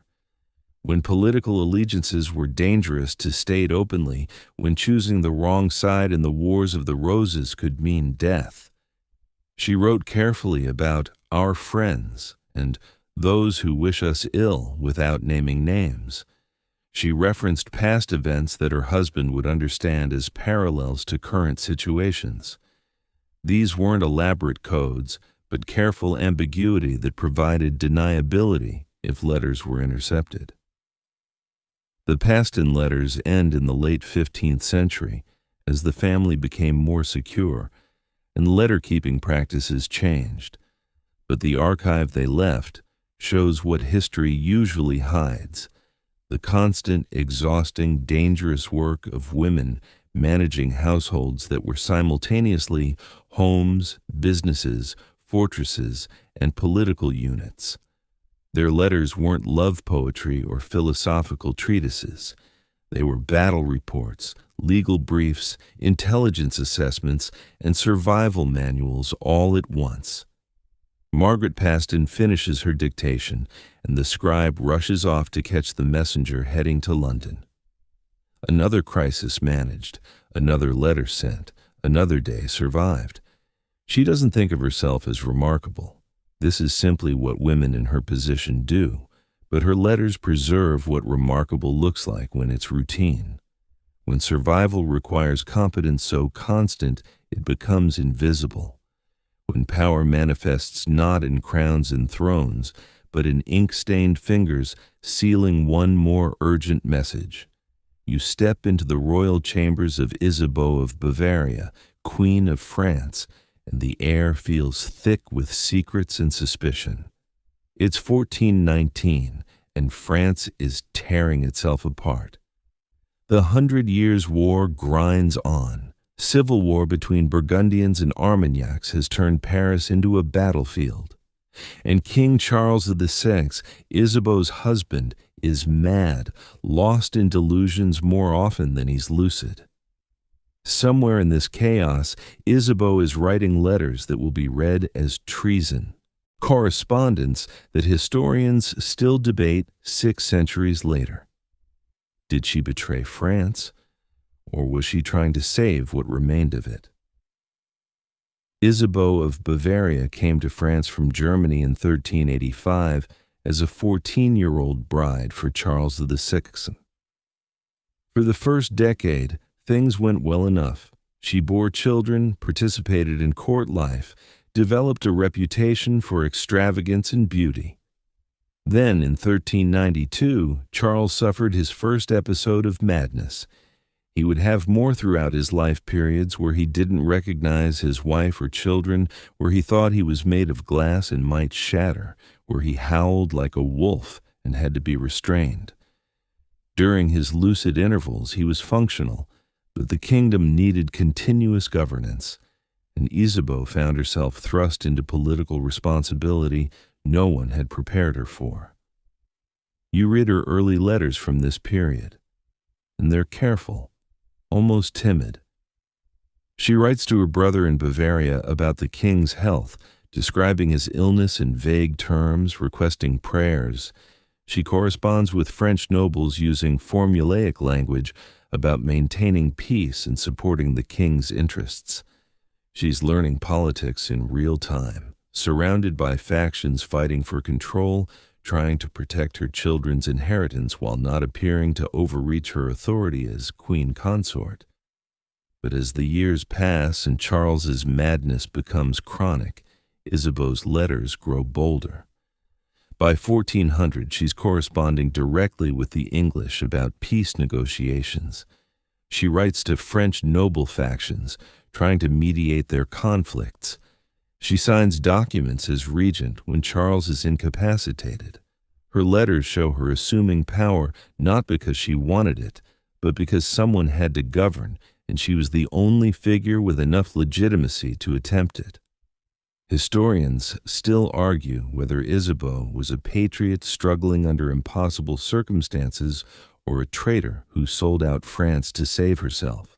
The controversy centers on the Treaty of Troyes in 1420, which disinherited her own son, the Dauphin Charles, in favor of Henry V of England, marrying her daughter and inheriting the French throne. Isabeau's letters around this period are either brilliant diplomacy or catastrophic betrayal, depending on interpretation. You find a letter she wrote to Henry V in 1419, before the treaty was finalized. The language is complex, mixing flattery with veiled threats, expressing desire for peace while reminding him of France's military capabilities even in civil war. She's negotiating from weakness. Paris is occupied, the Dauphin's forces control the south, Burgundian allies are unreliable. But she's trying to extract the best terms possible from a terrible situation. Whether those terms constitute reasonable compromise or treasonous surrender depends on whether you think France could have survived without them. Her correspondence with her son, the Dauphin, whom she was effectively disinheriting, reveals their relationship's breakdown. Earlier letters show maternal affection and political advice. Later letters grow cold, accusatory. She blames him for murdering the Duke of Burgundy in 1419, an assassination that pushed Burgundy into alliance with England and made peace negotiations nearly impossible. He blames her for abandoning him and France. Their letters become weapons in a propaganda war, each trying to justify their choices to noble audiences who would determine France's future. Some of Isabeau's letters focus on personal matters that illuminate her humanity beneath the political maneuvering. She writes about her younger children. She had 12, though several died young. Expressing concern for their safety during Paris's violence, she corresponds with convents and churches, arranging prayers and donations. She writes about her health, her exhaustion, her fear. These personal notes appear alongside political content, showing how her roles as mother and queen constantly collided. The most controversial letters involve her relationship with Louis, Duke of Orléans, her husband's brother. Rumors circulated that they were lovers, that some of her children were actually Louis's. You find correspondence between them that's certainly warm, possibly flirtatious, but interpreting medieval letter conventions is tricky. Were they lovers conducting an affair through coded correspondence? Or were the letters simply following courtly love traditions that permitted elaborate expressions of devotion without physical relationships? 6 centuries later, it's impossible to know for certain, but the letters were used as propaganda against her, suggesting her children's legitimacy was questionable. You discover letters from Isabeau to various merchants and bankers about money. The French treasury was depleted by war, and she constantly needed funds for the royal household, for bribes to keep allies loyal, for military expenses. Some letters promise repayment from future tax revenues. Others offer jewels as collateral. A few suggest desperation, asking for loans on increasingly unfavorable terms. These financial letters show the practical reality behind political decisions. Sometimes she made choices not from grand strategy, but because there was literally no money to pursue alternatives. Her correspondence with Burgundian leaders is particularly complex. The Dukes of Burgundy were theoretically French vassals, but functionally independent, and their support was crucial. Isabeau's letters to them mix flattery, threats, and appeals to French unity. When they ally with England, her letters grow bitter, accusing them of betrayal. When she needs their support for the Treaty of Troyes, her tone shifts again, emphasizing shared interests and mutual benefits. She's constantly adjusting her approach based on shifting power dynamics. Some letters show Isabeau attempting to protect specific individuals during Paris's violence. She writes on behalf of servants, courtiers, even some nobles, asking that they be spared or released from imprisonment. These interventions didn't always work. Her authority is limited and contested, but she tried. These letters complicate simple narratives of her as purely self-interested. She used what power she had to help others, even while making larger decisions that remain morally ambiguous. You find a letter from 1422, after both Charles VI and Henry V had died within months of each other, leaving her infant grandson Henry VI as supposed king of both England and France. Isabeau writes to English regents governing in the child's name, still trying to influence policy, still attempting to shape outcomes. She's in her 50s now, exhausted by decades of crisis, but she continues writing letters because it's the only tool she has.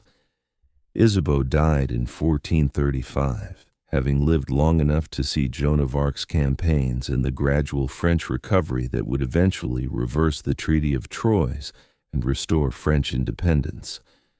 Her son Charles, whom she disinherited, became Charles VII and ruled successfully. Her reputation never recovered. French chronicles painted her as traitor and adulteress, blaming her for France's near destruction. But reading her actual letters rather than others' descriptions of her actions presents more complexity. You see a woman trying to govern during impossible circumstances, making choices between terrible options, using correspondence as her primary tool because direct power was denied to her. Maybe she was a traitor, maybe she was a pragmatist, maybe she was simply trying to survive and protect her children in a world collapsing around her. Her letters don't resolve these questions, they just show her wrestling with them, one sealed document at a time. Isabeau's story shows the dangerous edge of using love letters for politics. When correspondence fails, when negotiations collapse, when choices prove disastrous, the letters remain as evidence. Unlike conversations that fade from memory, letters preserve decisions forever, available for future judgment. Isabeau's correspondence gave her power, but it also provided ammunition for her enemies. Every letter was simultaneously a political tool and a potential exhibit in her trial by history. The candle burns low in those royal chambers, and Isabeau seals another letter with trembling hands. She knows this correspondence might be read as treason. She sends it anyway because what choice does she have? Survival sometimes requires betrayal, or what looks like betrayal from certain angles. Her letters will echo through centuries, debated, analyzed, condemned, occasionally defended, but never fully understood because understanding would require impossible knowledge of her heart behind the careful words. You find yourself in the streets of medieval Norwich, the year 1413, following a woman who won't stop talking. Margery Kempe is about 40 years old, and she's crying again. She cries constantly. Actually, loud sobbing fits that disrupt church services and make travelers refuse to journey with her. But she's also writing, or rather dictating, because she can't write herself. And the letters and testimonies she produces are among the strangest documents in medieval history. Mystical visions employed as political shields, religious ecstasy weaponized against anyone who tries to silence or harm her, Margery Kempe wasn't born to power. She was a merchant's daughter who married a merchant, had 14 children, tried running businesses that failed, and then around age 40 began having religious visions. Or she claimed to have them. The line between genuine mystical experience and calculated performance is impossible to draw. And maybe Margery herself didn't know where one ended and the other began. What matters is that she learned to use her supposed direct relationship with Christ as armor against a world that wanted to control her. Medieval society had no good category for Margery. She was married, so she couldn't be a nun. She was a laywoman, so she had no official religious authority. She traveled constantly, which was suspicious for women. She preached, which was forbidden to females. She wore white clothing associated with virginity, despite having borne 14 children. She should have been arrested, tried for heresy, possibly burned. Instead, she survived for decades, and she survived through letters, testimonials from clergy affirming her orthodoxy, written records of her visions, correspondence with bishops seeking approval for her unusual lifestyle. You read a letter she dictated to the Archbishop of Canterbury around 1413, requesting permission to travel on pilgrimage and to continue her religious practices. The letter is a masterpiece of strategic self-presentation. She describes her visions in vivid detail, Christ speaking to her, the Virgin Mary appearing to her, saints offering guidance. But she frames these experiences using language drawn from approved mystics like Bridget of Sweden and Catherine of Siena, demonstrating that her visions fit orthodox patterns. She emphasizes her obedience to church authority, her frequent confession, her desire to serve God within approved structures. The Archbishop could have rejected her request. Many local priests wanted her silenced, but Margery's letter gave him something useful. Her visions conveniently often supported church positions and condemned heresy. She claimed Christ told her that proper Catholics would triumph over Lollards, the heretical movement troubling English authorities. Her mystical experiences validated Orthodox theology. The Archbishop, reading her letter, saw someone who could be useful, and he granted permission.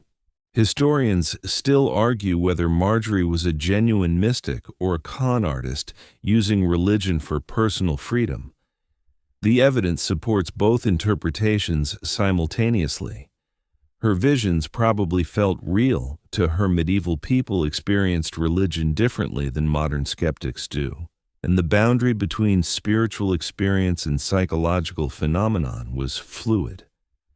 But she also clearly understood how to present those visions strategically, which ones to emphasize in letters to which authorities, how to frame religious experience to achieve practical goals like travel permission or protection from prosecution. You discover letters written on Margery's behalf by various clergy she encountered during her travels. She journeyed to Jerusalem, Rome, Santiago de Compostela, and all over England. In each place, she sought out important religious figures and persuaded them to write testimonials affirming her orthodoxy and holy nature. These letters functioned like passports, allowing her to continue traveling, providing evidence she could present when local authorities questioned her. She collected them systematically, building a dossier that protected her from accusations of heresy or inappropriate behavior. One particularly interesting letter comes from Dame Julian of Norwich, a genuine mystic and anchorite who lived sealed in a cell attached to a church. Margery visited Julian and received counseling. While the letter isn't from Julian directly, anchorites didn't typically write such things. References to this meeting appear in testimonials others wrote for Margery. She name-dropped Julian, using the established mystic's reputation to validate her own claims. This was networking through correspondence, building legitimacy by association. Margery's use of letters as defense becomes most clear during a heresy trial in 1417. She was arrested and accused of Lollardy, the heresy that rejected church hierarchy and argued for direct access to Scripture. The charges were serious, people burned for less. But Margery produced a collection of letters from bishops and clergy affirming her orthodoxy. She quoted from memory passages of her dictated visions that condemned exactly the heresy she was accused of supporting. The letters became her legal defense, documentary evidence that powerful men had examined and approved her religious practice. The trial records, which function like correspondence between Margery and her accusers, show her rhetorical skill. When questioned about theology, she answered using scripture and church teaching. When challenged about her tears and emotional displays, she cited precedents from saints' lives. When criticized for traveling without her husband, she produced letters confirming he'd given permission and that church authorities had approved. Every accusation met with documented response. You read exchanges between Margery and various priests who tried to control her. Some wrote ordering her to stop preaching, to dress conventionally, to stay home. Her responses are fascinating. She never directly defied them, but she reinterpreted their instructions through her visions.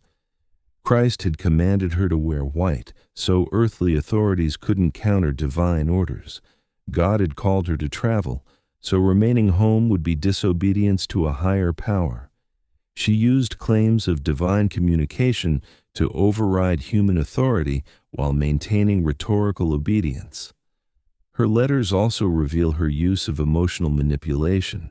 She wrote to various nobles and wealthy merchants requesting financial support for her travels, describing her holy mission in terms designed to make refusal seem like rejecting God's work. She promised to pray for donors and their families, implicitly suggesting that not supporting her might have spiritual consequences. Some people gave her money, others avoided her. But she kept writing letters, kept requesting support, surviving on a combination of charity and her husband's income. Margery's relationship with her husband John appears in correspondence and testimony. She persuaded him to take a vow of chastity with her, freeing her from marital sexual obligations. The documents recording this agreement show her negotiating. She'd pay his debts if he'd agree to celibacy. This wasn't mystical vision. This was practical bargaining, documented in quasi-legal form. She used every available tool, mixing spiritual claims with economic negotiation, whatever, worked to gain autonomy. Some of her letters discuss her children, whom she largely abandoned to pursue her religious calling. She expressed guilt about this in confessions recorded by her scribe. But she also justified it through visions where Christ told her that spiritual children, those she inspired to devotion, mattered more than biological offspring. This self-justification through mystical authority allowed her to violate the maternal expectations medieval society imposed on women. The ultimate product of Margery's dictation was the Book of Margery Kempe, the first autobiography in English, dictated to scribes who wrote down her life story, including her letters and visions. The book itself functioned as an extended letter to posterity, a defense of her choices, an argument for women's right to direct religious experience. It wasn't published in her lifetime, it couldn't be. Printing didn't exist yet, but she had copies made and circulated, continuing her project of self-justification through the written word. Margery Kempe died sometime after 1438, probably in her 60s, having traveled thousands of miles, having survived multiple heresy accusations, having dictated a book that preserved her voice across 6 centuries. She succeeded by turning her gender's supposed weakness, emotional excess, inability to control feelings into spiritual authority. Her tears became evidence of divine favor. Her inability to stay quiet became proof that God compelled her speech, and her letters and testimonials became shields against anyone who tried to silence her. You watch as Margery dictates another passage to her scribe, her voice hoarse from crying, her words tumbling out in the distinctive voice that makes her book so readable. She's performing, yes, but she's also surviving, using the only tools available to a woman with no official status, no wealth, no power, except the words she could persuade others to write down. Her love letters weren't romantic. They were addressed to Christ, and they bought her freedom, one mystical vision at a time. You're sitting in a great hall in Aquitaine. The year 1160, and a troubadour has just finished performing a love song so elaborate, so coated with political meaning that half the audience looks confused while the other half exchanges knowing glances. The woman who commissioned this performance, Countess Marie, daughter of Eleanor of Aquitaine, watches carefully to see who understands the real message. This isn't entertainment, this is propaganda set to music. And the love song everyone just heard is actually a political manifesto about which nobles should support which faction in an upcoming dispute. The troubadour tradition and the culture of courtly love it promoted provided medieval women with perhaps their most sophisticated tool for political communication. Troubadours were poet-musicians, mostly men, who traveled between courts performing songs about love, honor, and service. Noble women, especially powerful ones, became their patrons, commissioning specific songs with specific themes. On the surface, this was cultural patronage. In reality, it was political messaging with plausible deniability built in. You learn that the classic troubadour song involved a knight serving a lady of higher status, loving her from afar, performing deeds to prove his devotion, never expecting fulfillment. This narrative structure devoted service to an idealized superior who may never reciprocate wasn't really about romance. It was a metaphor for feudal relationships, for political loyalty, for the bonds between vassals and lords. When a noble woman commissioned songs about faithful service despite obstacles, she was making arguments about political allegiance. Marie of Champagne, Eleanor of Aquitaine's daughter, became the most famous patroness of troubadour culture. She presided over a court in Champagne where poets gathered, where elaborate love debates occurred, where the rules of courtly love were supposedly codified. But these weren't frivolous games. You read descriptions of these courts of love, and they're actually discussing real political questions disguised as romantic scenarios. When Marie's court debated whether a woman could love two men simultaneously, they were really discussing whether a noble could pledge loyalty to two different lords, a pressing political question in an era of competing allegiances. Historians still argue whether courts of love actually existed as formal institutions or were literary inventions. Evidence suggests something in between. Informal gatherings where nobles discussed politics through the safe metaphor of romance.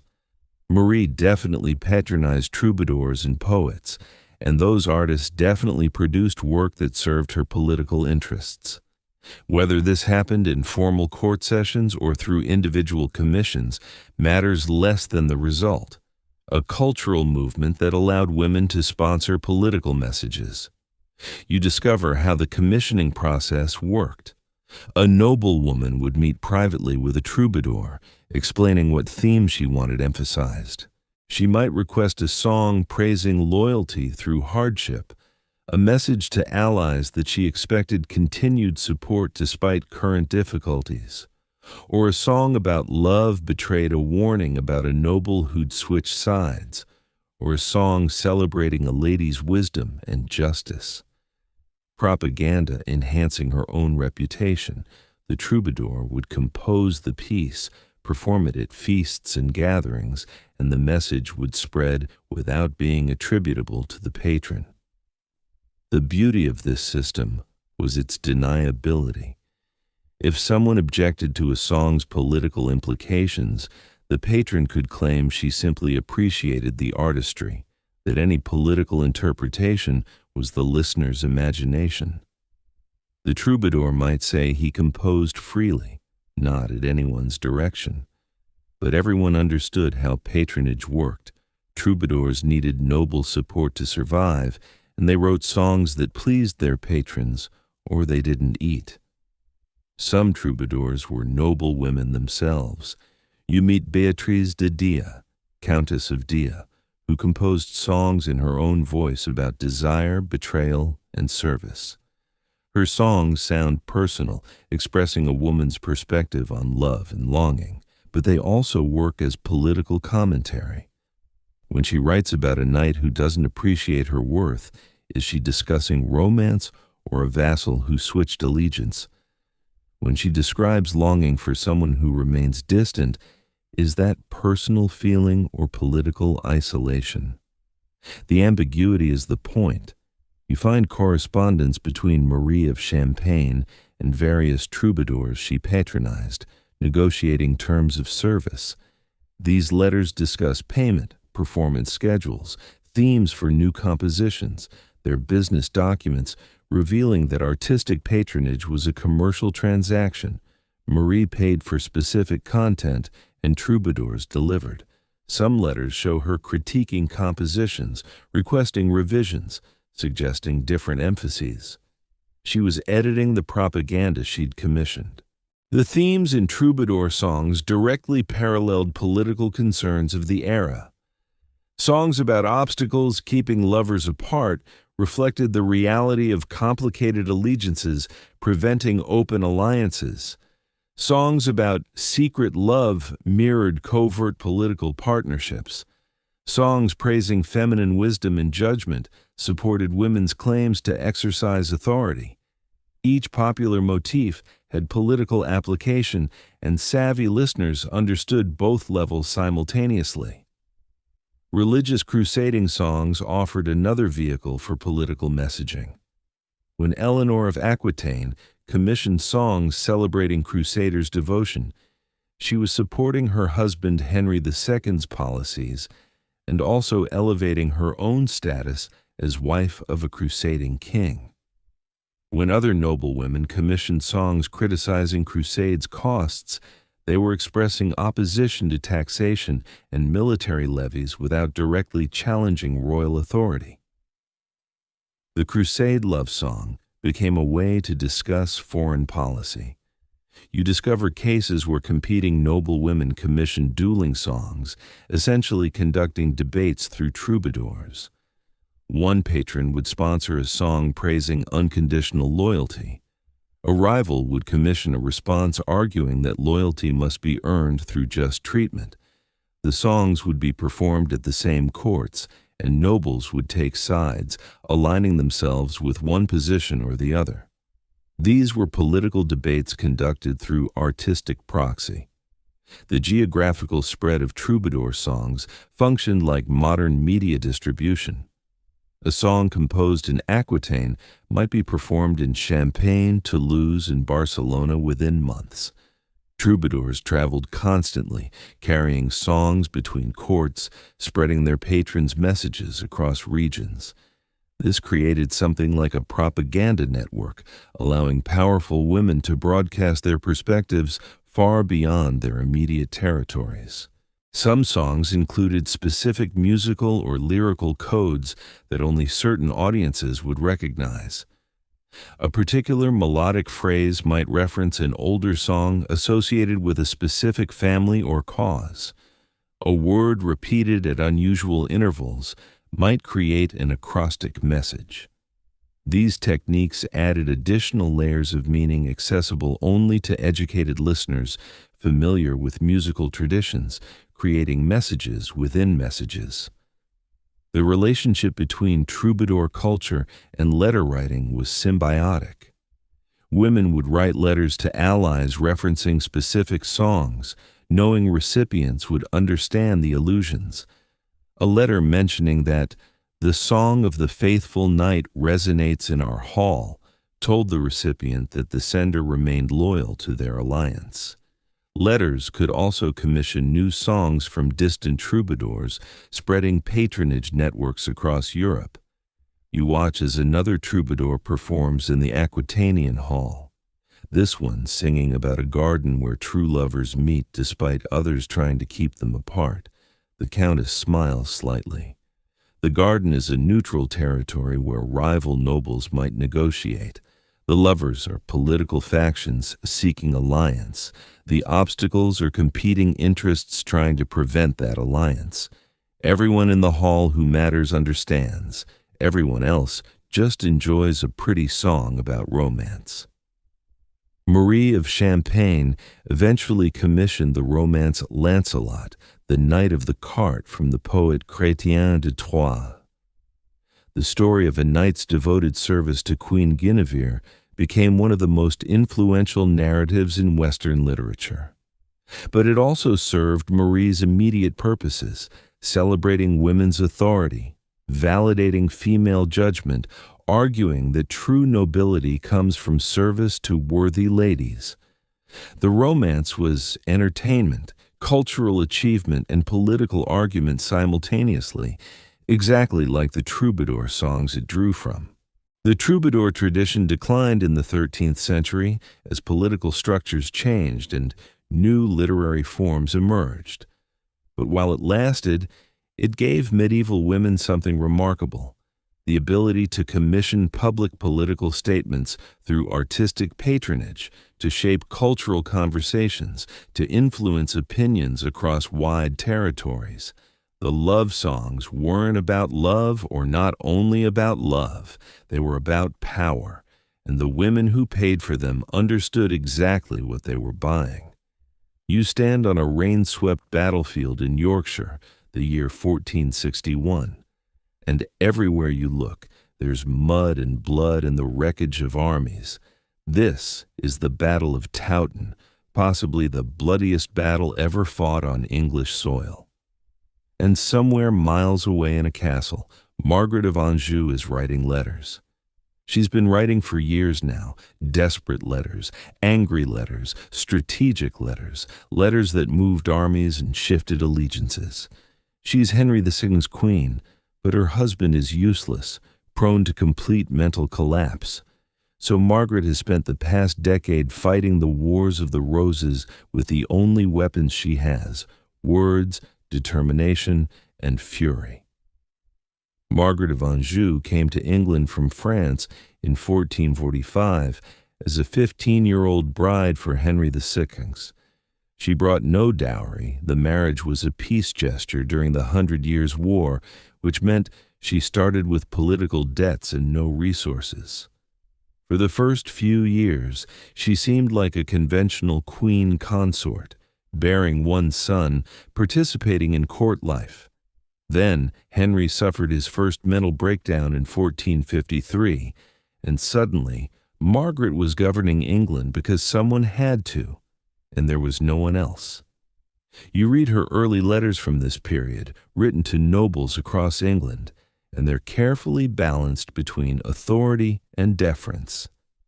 She signs documents as regent, but phrases her commands as requests, acknowledging that as a woman and a foreigner, her authority is contested. She writes about governing in her husband's name, about protecting her infant son's inheritance, about maintaining stability until the king recovers. She's trying to build legitimacy through correspondence, demonstrating competence, proving she can be trusted with power. But Richard, Duke of York, had his own claim to the throne, and he didn't accept Margaret's authority. The Wars of the Roses began as political maneuvering, turned into armed conflict, and eventually became the dynastic catastrophe that killed much of England's nobility. Margaret found herself commanding the Lancastrian faction, defending her husband's throne and her son's inheritance against Yorkist armies. And she did this largely through letters, recruiting nobles to her cause, coordinating military movements, conducting diplomacy with France and Scotland, managing finances. Her correspondence from the 1450s shows her learning military strategy through writing. She exchanges letters with commanders about troop positions, supply lines, defensive fortifications.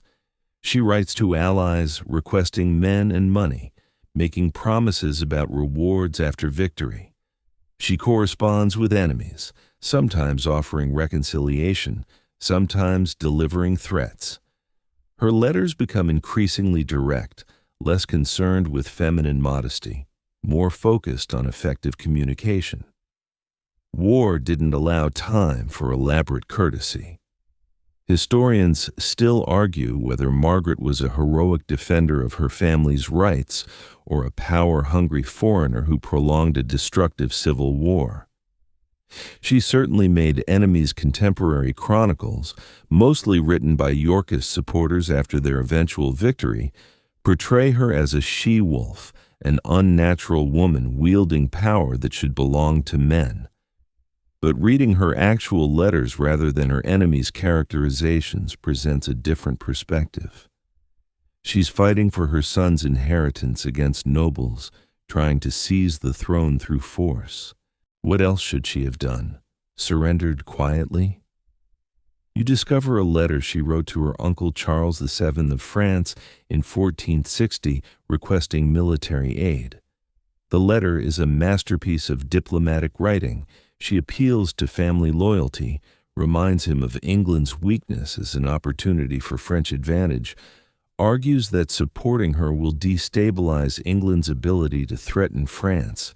She's not just asking for help, she's making the case that helping her serves French interests. The letter worked.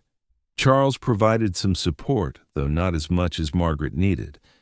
Her letters to Scottish leaders show similar strategic thinking. Scotland and England were traditional enemies, so Margaret offered her son in marriage to a Scottish princess in exchange for military support. Her letters frame this alliance as mutually beneficial. Scotland gets influence over a future English king. Margaret gets armies to fight Yorkists.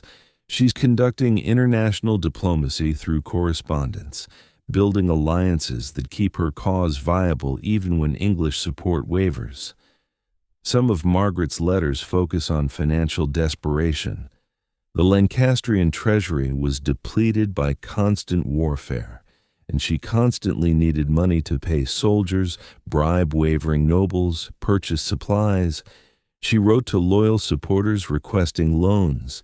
She pawned royal jewels, documenting transactions in careful letters that promised eventual repayment. She negotiated with merchants, offering future tax concessions in exchange for immediate credit. These financial letters show the unglamorous reality of medieval warfare. You can't fight without money, and getting money requires constant correspondence with anyone who might lend. You find letters between Margaret and Henry when they were separated by military campaigns. Her tone with him is protective, almost maternal.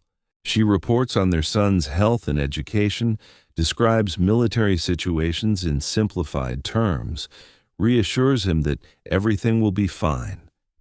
Henry's mental fragility meant Margaret had to manage him as well as everything else, and her letters to him show the exhausting emotional labor of keeping a mentally ill husband functional enough to serve as a figurehead while she actually governed. Her correspondence with nobles who switched sides is particularly interesting. Some men fought for Lancaster, then York, then Lancaster again, as fortunes shifted. Margaret's letters to these turncoats mix forgiveness with implicit threat. She'll accept their renewed loyalty, but she remembers their betrayal. Other letters are harsher, denouncing former allies who joined York as traitors. She understood that in civil war, today's enemy might be tomorrow's necessary ally. So correspondence had to balance principle with pragmatism. The Battle of Towton in 1461 was catastrophic for Lancaster. Margaret's forces were crushed, thousands died, and she fled north with Henry and their son. But even in defeat, she kept writing letters. You read her correspondence from exile in Scotland and France, still trying to organize resistance, still rallying supporters, still refusing to accept York's victory as final. For someone who'd lost everything, she remained remarkably active, as if sheer determination and correspondence could reverse military reality. Her letters from this period show physical hardship. She writes about traveling through winter storms, about poverty forcing her to seek shelter in humble houses, about being robbed by bandits. The Queen of England, daughter of French nobility, was living like a refugee, and her letters document this degradation without self-pity. She described circumstances matter-of-factly, always pivoting to strategy. Despite hardships, here's what we must do next. Here's how we continue fighting. Margaret launched multiple invasion attempts from Scotland and France through the 1460s, each coordinated through letters to supporters in England who might rise in rebellion when she landed. Some attempts gained temporary success before being crushed. Others failed immediately. But she kept trying, kept writing, kept fighting for 14 years until 1471, when her son Edward was killed at the Battle of Tewkesbury. With Edward dead, Henry already murdered in the Tower of London, there was nothing left to fight for. You read her final letters from English captivity before she was ransomed and returned to France. The tone is defeated, exhausted. She writes to French relatives requesting help, securing her release, describes her poverty and isolation. The fierce warrior queen who commanded armies has become a broken woman begging for rescue. She was ransomed in 1475 and returned to France, where she lived in poverty until her death in 1482, her pensions unpaid, most of her possessions sold. Margaret of Anjou's letters trace an arc from teenage bride to warrior queen to defeated exile. They show a woman who fought with every tool available: diplomacy, alliance building, military command, all conducted primarily through correspondence, because medieval warfare required communication across distances. Her enemies called her unnatural for wielding power, but she would have countered that defending her child's inheritance was the most natural thing a mother could do. The rain continues falling on that Yorkshire battlefield as thousands of corpses slowly disappear into mud. Somewhere, Margaret is sealing another letter, sending another messenger, continuing a fight she's already lost but doesn't yet know it. Her correspondence will outlast her armies, preserving her voice even after her cause dies, proving that women could command, could fight, could refuse to surrender quietly even when every convention said they should. You're standing in a shadowy corridor of a French chateau. The year 1385, watching a servant slip a letter into a nobleman's chambers. This isn't official correspondence delivered by announced messenger. This is something darker. An anonymous letter designed to destroy a reputation, forge scandal, ruin a marriage. The medieval love letter could be a weapon as easily as a shield, and women who understood coded correspondence also understood how to weaponize it against enemies. Not all medieval women's letters were noble defenses of family interests or clever political maneuvering. Some were poison, deliberately crafted to harm. Anonymous letters accusing women of adultery could destroy marriages and disinherit children. Forged love letters could create evidence of affairs that never happened. Stolen correspondence could be edited and recirculated to change meanings entirely. The same techniques that protected women could be turned against them. And the psychological warfare conducted through letters was sometimes more devastating than physical violence.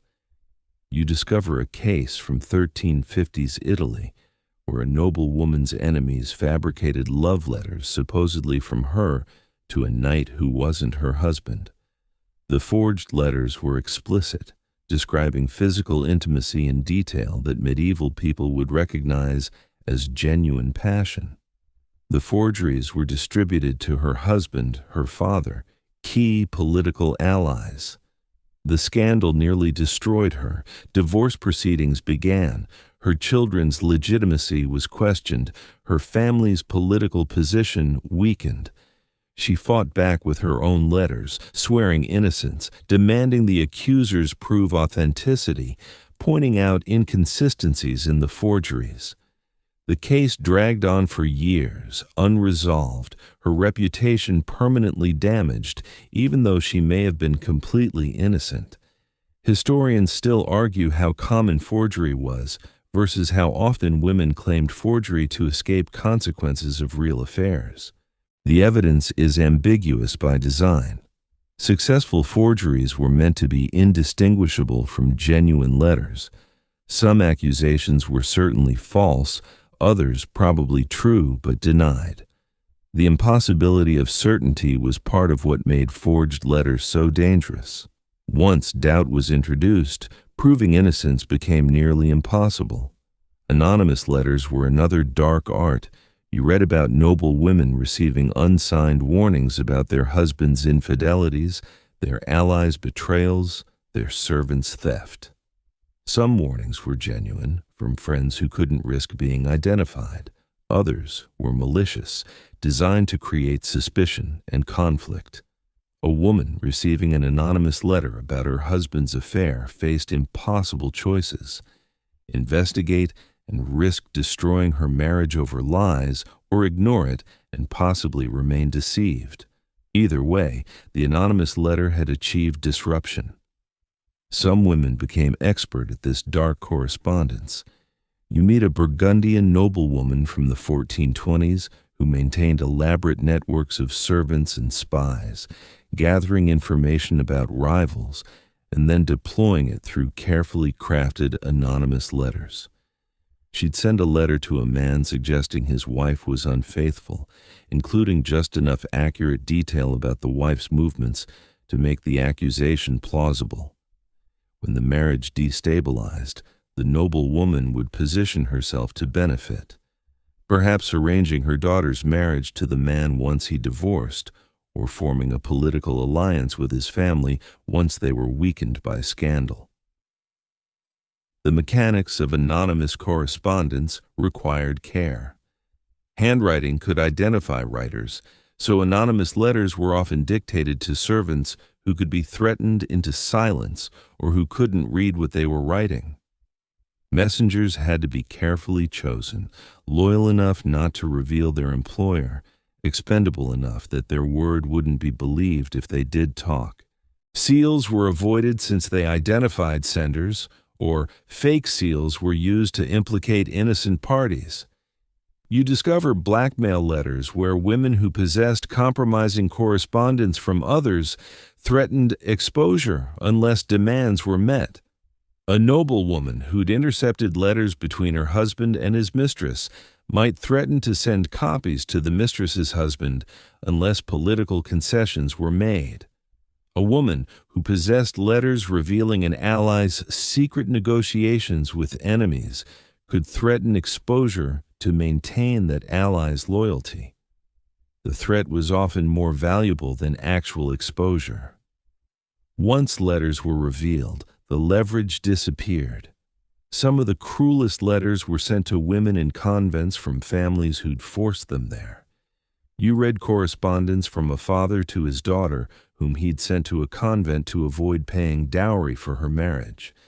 His letters alternated between piety, assuring her that religious life was her true calling, and threats reminding her that attempting to leave would bring family retribution. These weren't anonymous or forged, but they were weapons nonetheless, psychological tools to keep women confined against their will. Intercepted correspondence created its own category of epistolary violence. Messengers could be bribed or ambushed, letters stolen, contents revealed. Some women learned their husbands were reading their supposedly private correspondence to family members. Others discovered that servants were selling copies of letters to enemies.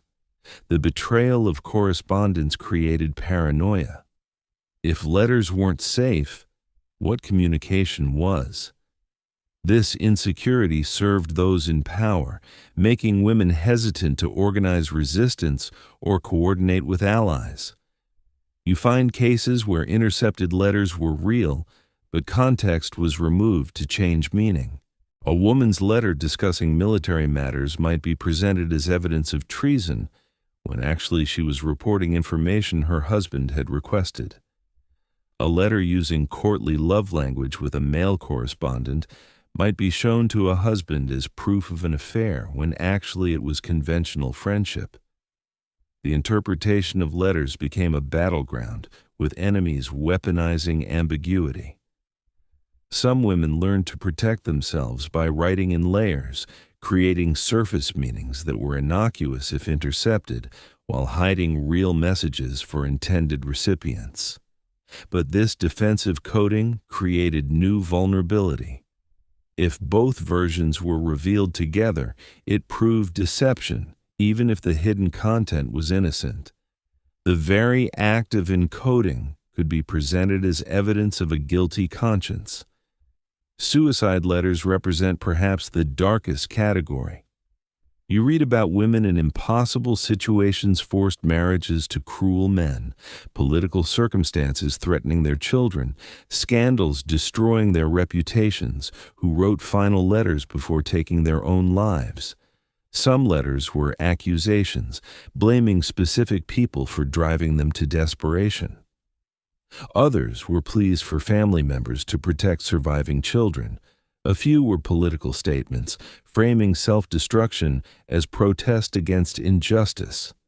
These letters haunt archives, preserving final thoughts from women who saw death as preferable to continued living under medieval constraints. Not all dark correspondence was intentionally malicious. You discover letters sent with good intentions that caused disaster through misunderstanding. A mother's warning letter about her daughter's husband arrived too late after violence had occurred. A friend's advice letter was misinterpreted, causing conflict instead of resolving it. A carefully coded message was decoded wrong, leading to military disaster.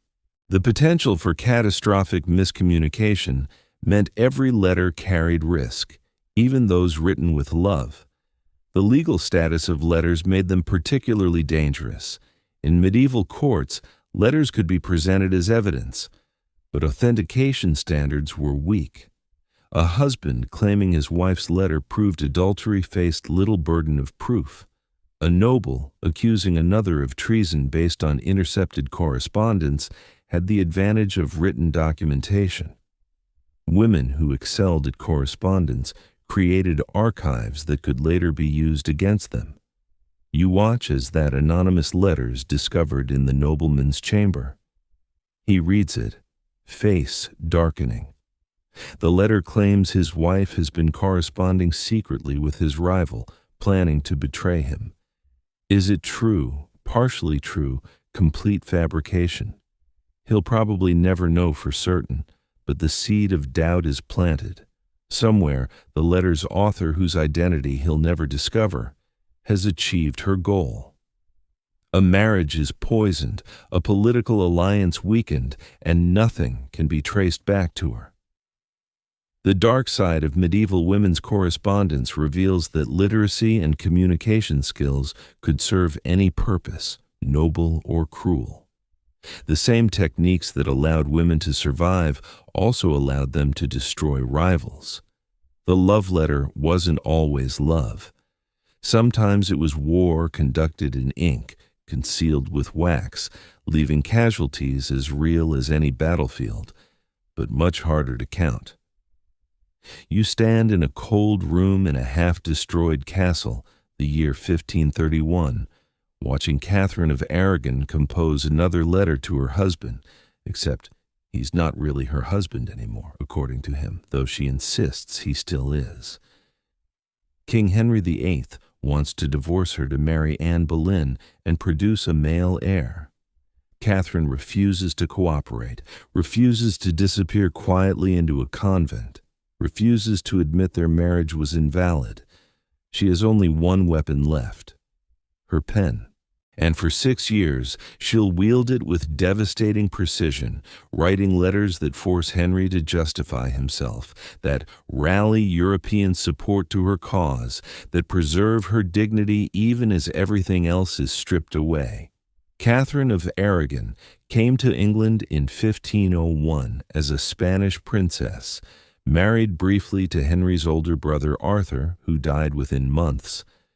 After years of diplomatic uncertainty, she married Henry in 1509, and for 20 years they seemed relatively happy despite her failure to produce a surviving male heir. She had multiple pregnancies, but only one daughter, Mary, lived. By 1525, Henry was worried about succession and infatuated with Anne Boleyn. By 1527, he was seeking annulment, claiming his marriage to his brother's widow had been invalid from the start. Catherine's letters from this period show her immediate understanding of what's at stake. If the marriage is declared invalid, her daughter Mary becomes illegitimate, losing her claim to inherit the throne. Catherine herself would lose her status, her income, her position, but more than personal consequences, she seems genuinely convinced the marriage was valid and that Henry's annulment attempts were sinful. Her letters argue theology, canon law, and morality with sophistication that surprised many male contemporaries who underestimated her. You read a letter she wrote to Pope Clement VII in 1528, appealing directly to Rome to prevent the annulment. The letter is remarkable. Written in Latin, demonstrating her education, citing legal precedents and biblical passages. She doesn't plead emotionally. She argues systematically that the dispensation allowing her to marry Henry after Arthur's death was legitimate, that her first marriage was never consummated, so no barrier existed, that Henry's current arguments contradict positions he'd held for 20 years. She's lawyering in correspondence, building a legal case through letters because she can't appear in person at the papal court. Historians still argue whether Catherine was defending principle or simply protecting her daughter's inheritance. Probably both medieval people didn't separate personal interest from moral conviction the way modern analysis tries to. Catherine believed she was queen, that her marriage was valid, and that submitting to annulment would be sinful. That belief aligned perfectly with her interest in protecting Mary's legitimacy. The convergence made her an implacable opponent. Her correspondence with Henry during these years is heartbreaking. Early letters still address him as "my lord and husband," expressing love and bewilderment at his changed feelings. She writes about their years together, their daughter, the vows they took, but she also refuses his demands that she enter a convent or acknowledge the marriage's invalidity. Her letters walk a careful line, maintaining wifely respect, while absolutely refusing to cooperate with his plans. Henry's letters to her grow increasingly frustrated and then angry. He demands obedience, threatens consequences, insists the marriage was never valid. Catherine responds with letters that are respectful in form but immovable in content. She'll obey him in all things except this one matter of conscience. She cannot admit to living in sin for 20 years. She cannot bastardize their daughter. She will not surrender regardless of consequences. You discover letters she wrote to her nephew, Emperor Charles V of Spain, requesting military and diplomatic intervention. These letters are more strategic. She frames Henry's annulment attempt as an insult to Spain, as an attack on Charles's family honor.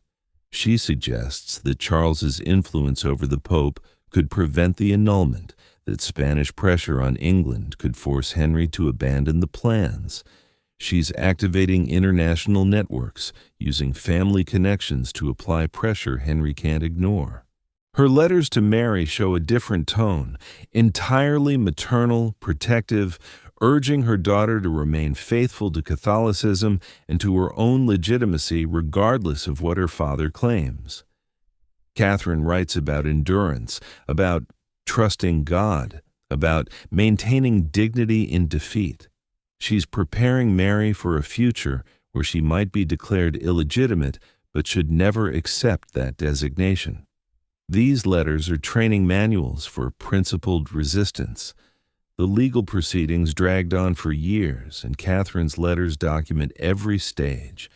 When the case was called at Blackfriars in 1529, she appeared personally, one of her few opportunities for direct action rather than correspondence. She knelt before Henry, gave a speech defending their marriage, then walked out and refused to return, declaring that as a foreign princess, she wouldn't receive justice in English courts.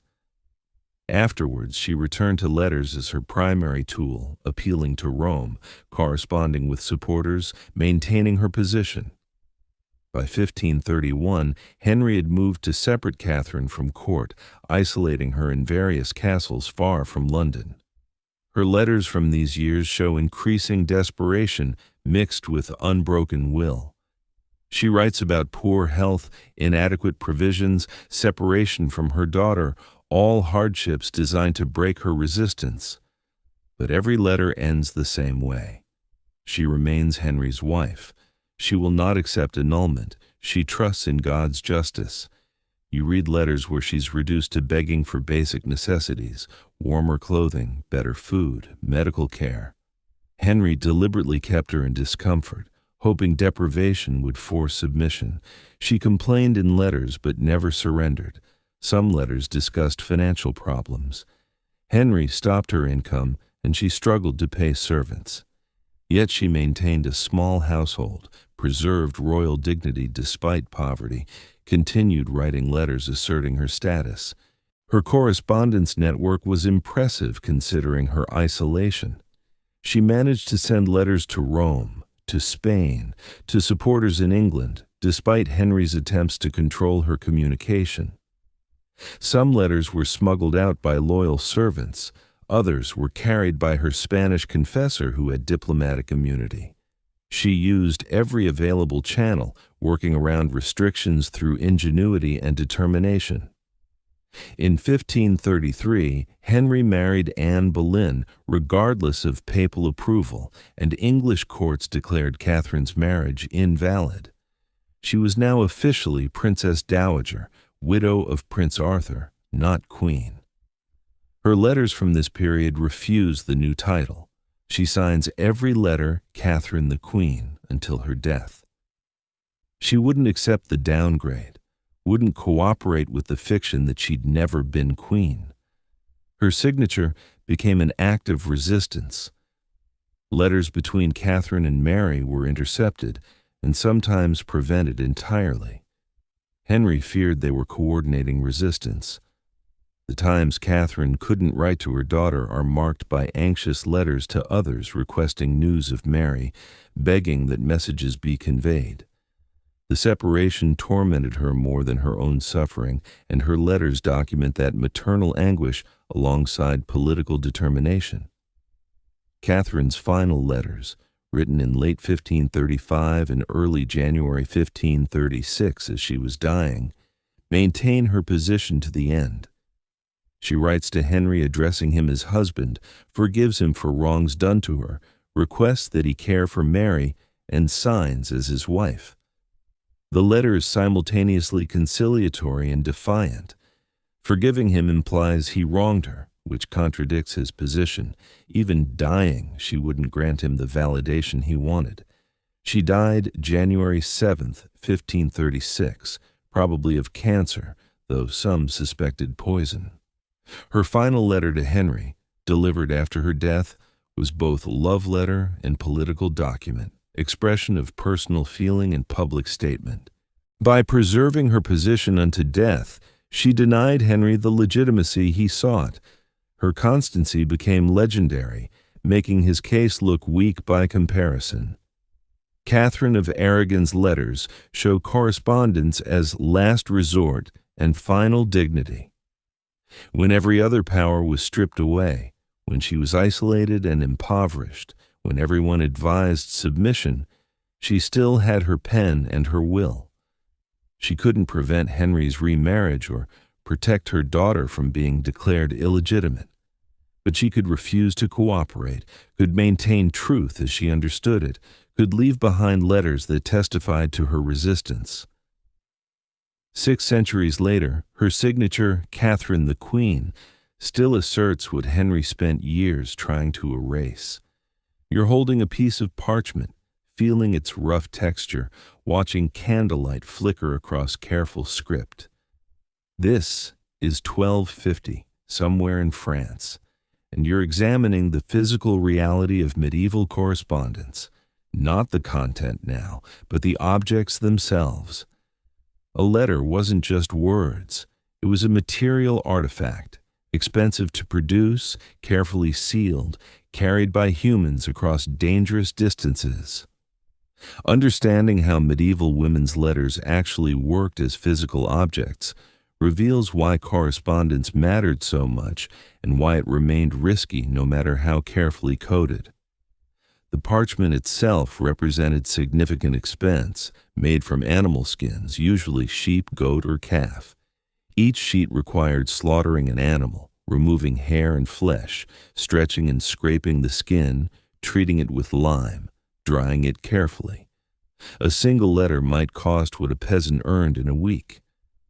Vellum, the finest parchment made from calfskin, cost even more. This expense meant that letter writing was inherently an elite activity. Peasant women might send oral messages, but they couldn't afford written correspondence. You watch a scribe prepare to write. First, the parchment must be ruled with faint lines to keep writing straight, done by scoring with a stylus or drawing with lead point. Ink must be mixed from ingredients like oak galls, iron salts, and gum arabic. The mixture had to have the right consistency. Too thin and it would bleed through parchment, too thick and it wouldn't flow from the quill. Getting ink wrong could ruin expensive parchment and waste hours of work. The quills came from bird feathers, usually goose or swan, and required careful preparation. You watch as a scribe cuts the feather at an angle, creates a slit for ink flow, shapes the point. Quills dulled quickly and needed constant recutting. A long letter might require multiple quills. Some wealthy women kept servants whose entire job was preparing writing materials, mixing ink, cutting quills, ruling parchment. For women without such resources, writing a letter required significant time investment before a single word was written. Historians still argue about literacy rates among medieval women. Most estimates suggest that in the 13th century, perhaps 5 to 10% of noble women could read, and even fewer could write. By the 15th century, literacy was more common among aristocracy and wealthy merchant classes, but most women remained illiterate.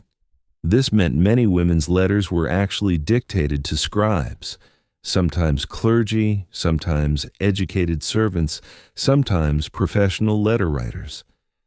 The act of dictation created privacy concerns. Scribes knew secrets, and ensuring their discretion required trust or threats. You discover that handwriting itself conveyed information. Medieval scripts varied by region, time period, and purpose. Formal bookhands looked different from cursive scripts used for correspondence. A woman might employ different scripts for different recipients, formal writing for important nobles or clergy, casual script for family.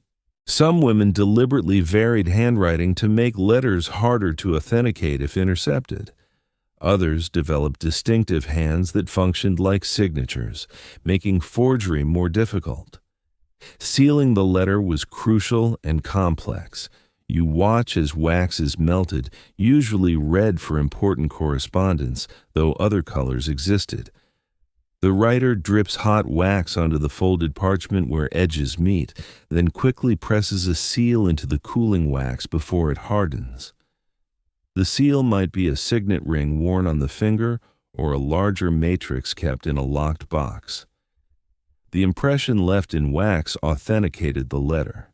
This proved who sent it theoretically, but seals could be forged, broken, and reapplied, or impressed while the legitimate owner was distracted or coerced. Some women kept their seals under careful guard, understanding that control of the seal meant control of their official correspondence. You find cases where women fleeing dangerous situations took their seals with them, sometimes leaving everything else behind. The seal was identity, authority, voice. The folded and sealed letter now needed delivery, which created its own challenges. Professional messengers existed for regular routes between major cities, but personal correspondence often relied on servants, trusted acquaintances, traveling clergy, or merchants making journeys. Anyway, these messengers might be illiterate, carrying letters without knowing their content. Others could read and might be tempted to peek at valuable intelligence or be bribed to reveal or tamper with letters they carried. You follow a messenger leaving a castle with a letter.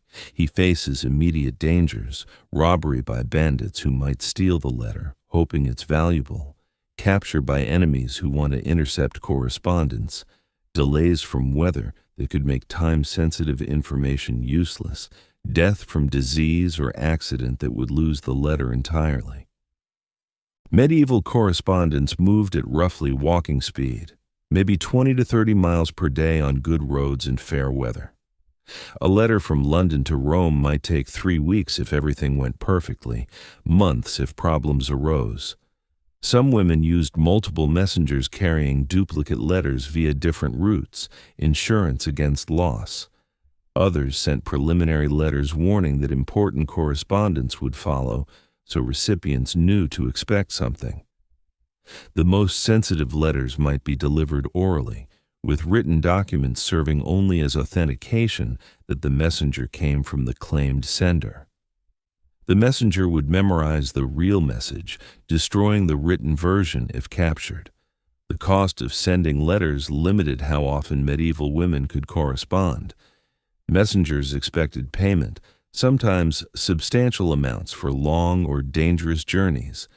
Women managing households had to budget for correspondence alongside other expenses. This economic reality meant letters were often long, cramming multiple topics into a single expensive sending rather than exchanging frequent short notes as modern communication allows. You discover that some women maintained correspondence budgets documented in household accounts that survive. They show regular payments to messengers, purchases of parchment and wax, fees to scribes for writing or copying letters. These accounts reveal correspondence as a business expense, a professional activity requiring financial resources. Women without independent income depended on husbands or fathers to fund their letter writing, creating another form of control. Restricting access to writing materials or refusing to pay messengers could effectively silence women. Storage and record-keeping presented challenges. Some households maintained letter archives, organizing correspondence by date or correspondent. These archives proved valuable for legal disputes producing letters, as evidence required having kept them systematically. But storage also created vulnerability. If enemies raided your home, your archived letters could provide intelligence or evidence against you. Some women destroyed correspondence after reading, maintaining security at the cost of losing records. The physical vulnerability of parchment meant letters decayed over time unless carefully preserved. Water damage, fire, insects, rodents, all could destroy documents. Most medieval correspondence didn't survive, which means the letters historians study represent a tiny fraction of what was written. The survival bias is significant. Letters preserved in institutional archives or important collections survived better than personal correspondence discarded or lost. You examine a letter held up to light and notice tiny holes, not damage, but deliberate piercings. Some correspondents used pinpricks to mark significant words, creating patterns visible only when held to light at the correct angle. Others wrote with lemon juice or other substances between lines of visible text, creating invisible messages readable only when heated. These techniques added another layer to coded correspondence. Though they were difficult and time-consuming, the literacy required to read letters was different from the literacy required to write them. Some women could read but not write, relying on dictation for outgoing correspondence while reading incoming letters themselves. Others could do neither and required servants or clergy to read letters aloud. This created privacy problems. How much did you trust the person reading your supposedly personal correspondence? You watch as a woman receives a letter. She examines the seal first. Is it intact? If broken, someone has read this before it reached her. Is the impression correct? If wrong, this might be forgery. She feels the parchment quality. She opens it carefully, preserving the seal in case she needs to prove authentication later. She reads, perhaps with a servant nearby holding a candle for better light. After reading, she must decide, keep this for records, destroy it for security, or send a reply immediately while the messenger waits. The mechanics of medieval messaging shaped what could be communicated. The expense, risk, and time involved meant letters carried weight. You didn't write casually about trivial matters. Every letter represented significant investment and risk. This gave correspondence gravitas. When a medieval woman wrote a letter, both sender and recipient understood the seriousness of communication requiring such effort. The physical reality of letters meant they were objects as much as texts. They could be treasured, displayed, used as talismans. Some women kept letters from deceased loved ones, the parchment becoming a relic of the relationship. Others wore sealed letters as jewelry or amulets, the unread contents mattering less than the object's origin. The materiality of medieval correspondence created emotional attachment modern digital communication rarely achieves. You stand in a library vault, the present day, wearing archival gloves as you carefully turn pages of a medieval manuscript. These are letters hundreds of years old, fragile, fading. You're reading words written by women whose names most people have never heard, whose lives are reduced to these surviving fragments of parchment. The ink has browned, the parchment has yellowed, but the voices remain, speaking across centuries about love and power, survival and resistance, hope and desperation. The legacy of medieval women's love letters isn't simple or comfortable. These documents reveal both courage and cruelty, brilliant strategy and desperate expedience, genuine affection and cynical manipulation. The women who wrote them weren't heroines or villains, but humans navigating impossible circumstances with the limited tools available. They used correspondence to claim power in a world designed to deny them agency, to speak when they were supposed to remain silent, to act when they were supposed to submit passively. You think about Eleanor of Aquitaine, whose letters helped govern 2 kingdoms and launch rebellions. Do you remember how she wrote from prison, maintaining political networks even when physically constrained? Her correspondence proved that walls couldn't completely contain a woman with literacy, connections, and unbreakable will. She demonstrated that letters could be instruments of governance as effective as armies, that influence could flow through ink as powerfully as through official decrees. The convent networks remain astonishing. Religious women supposedly withdrawn from worldly concerns, actually operating medieval Europe's most reliable communication infrastructure. Those nuns carrying letters between noble houses, those abbesses maintaining correspondence with popes and queens, they created something remarkable. They show that institutions designed to control women could be repurposed, that spaces meant for containment could become hubs of connection and power. Christine de Pizan's revolutionary use of correspondence to argue for women's intellectual equality changed what seemed possible. She proved that a woman could earn her living through writing, could participate in public intellectual debates, could use letters as publication before printing presses existed. Every woman writer who came after her, and there were more than you might think, followed paths Christine mapped through her correspondence and advocacy. Historians still argue about how to interpret these letters. Were medieval women who used correspondence for political purposes feminist pioneers, or simply aristocrats protecting class privileges? The question assumes those categories are mutually exclusive, but they're not. A woman could fight for her family's power using strategies that also expanded possibilities for other women. Personal interest and broader liberation could align. The women who mastered epistolary politics may not have been trying to liberate all women, but they demonstrated female competence in ways that challenged assumptions about women's capabilities.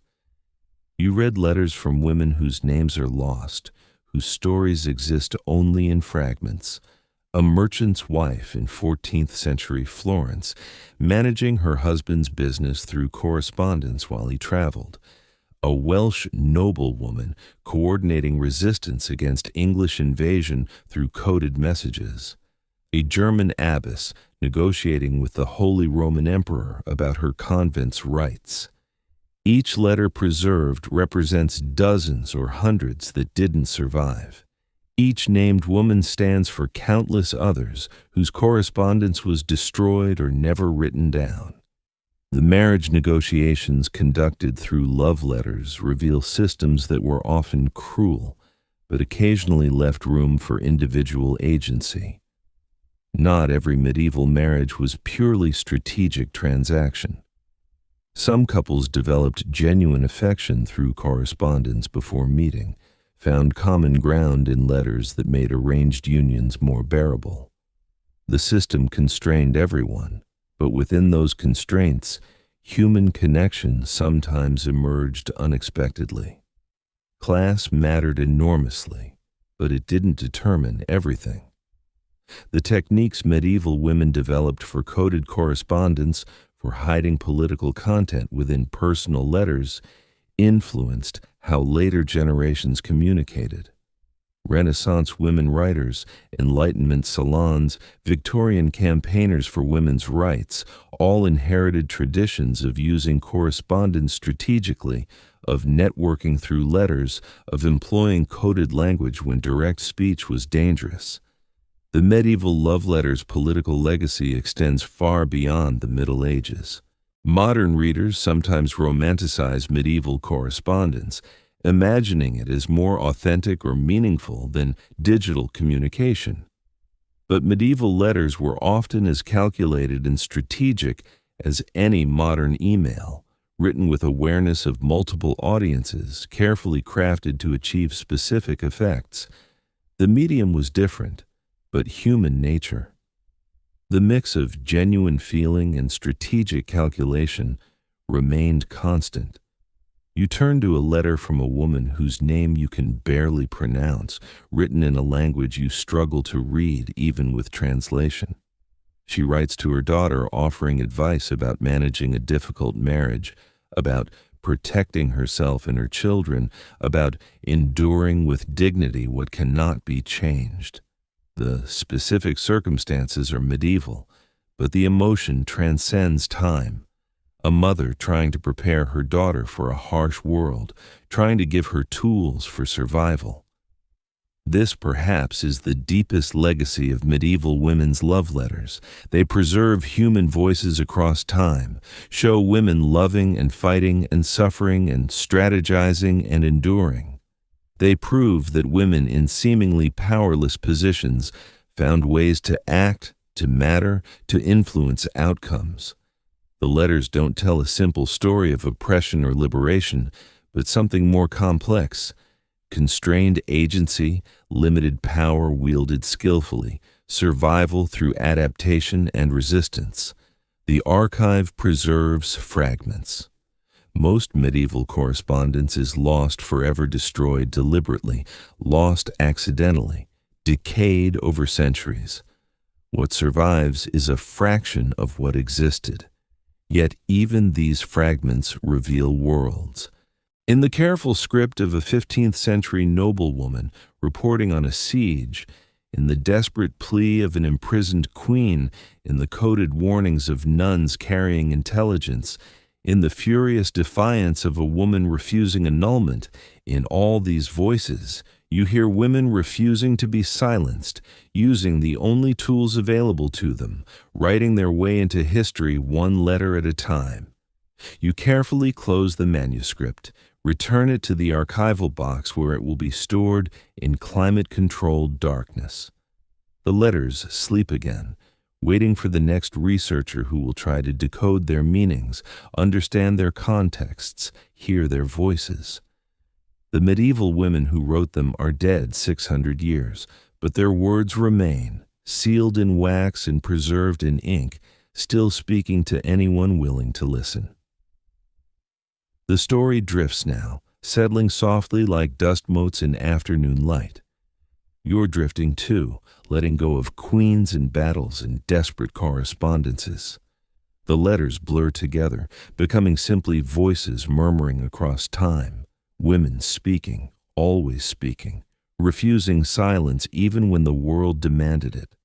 The ink fades, but their determination endures, preserved in archives and memories and stories told on quiet nights when sleep comes slowly. Imagine those medieval chambers one last time, the candles burning low, quills scratching parchment, seals pressed into warm wax, women writing into darkness, sending words out into uncertain futures, hoping someone would understand, someone would care, someone would remember. You're remembering now, and that's enough.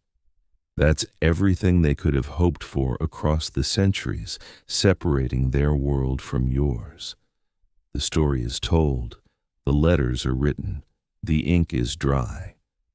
Now there's only rest in the knowledge that history preserves more than we imagine, that the supposedly powerless often wielded unexpected influence, that a letter could change kingdoms and a woman with a pen could reshape the world.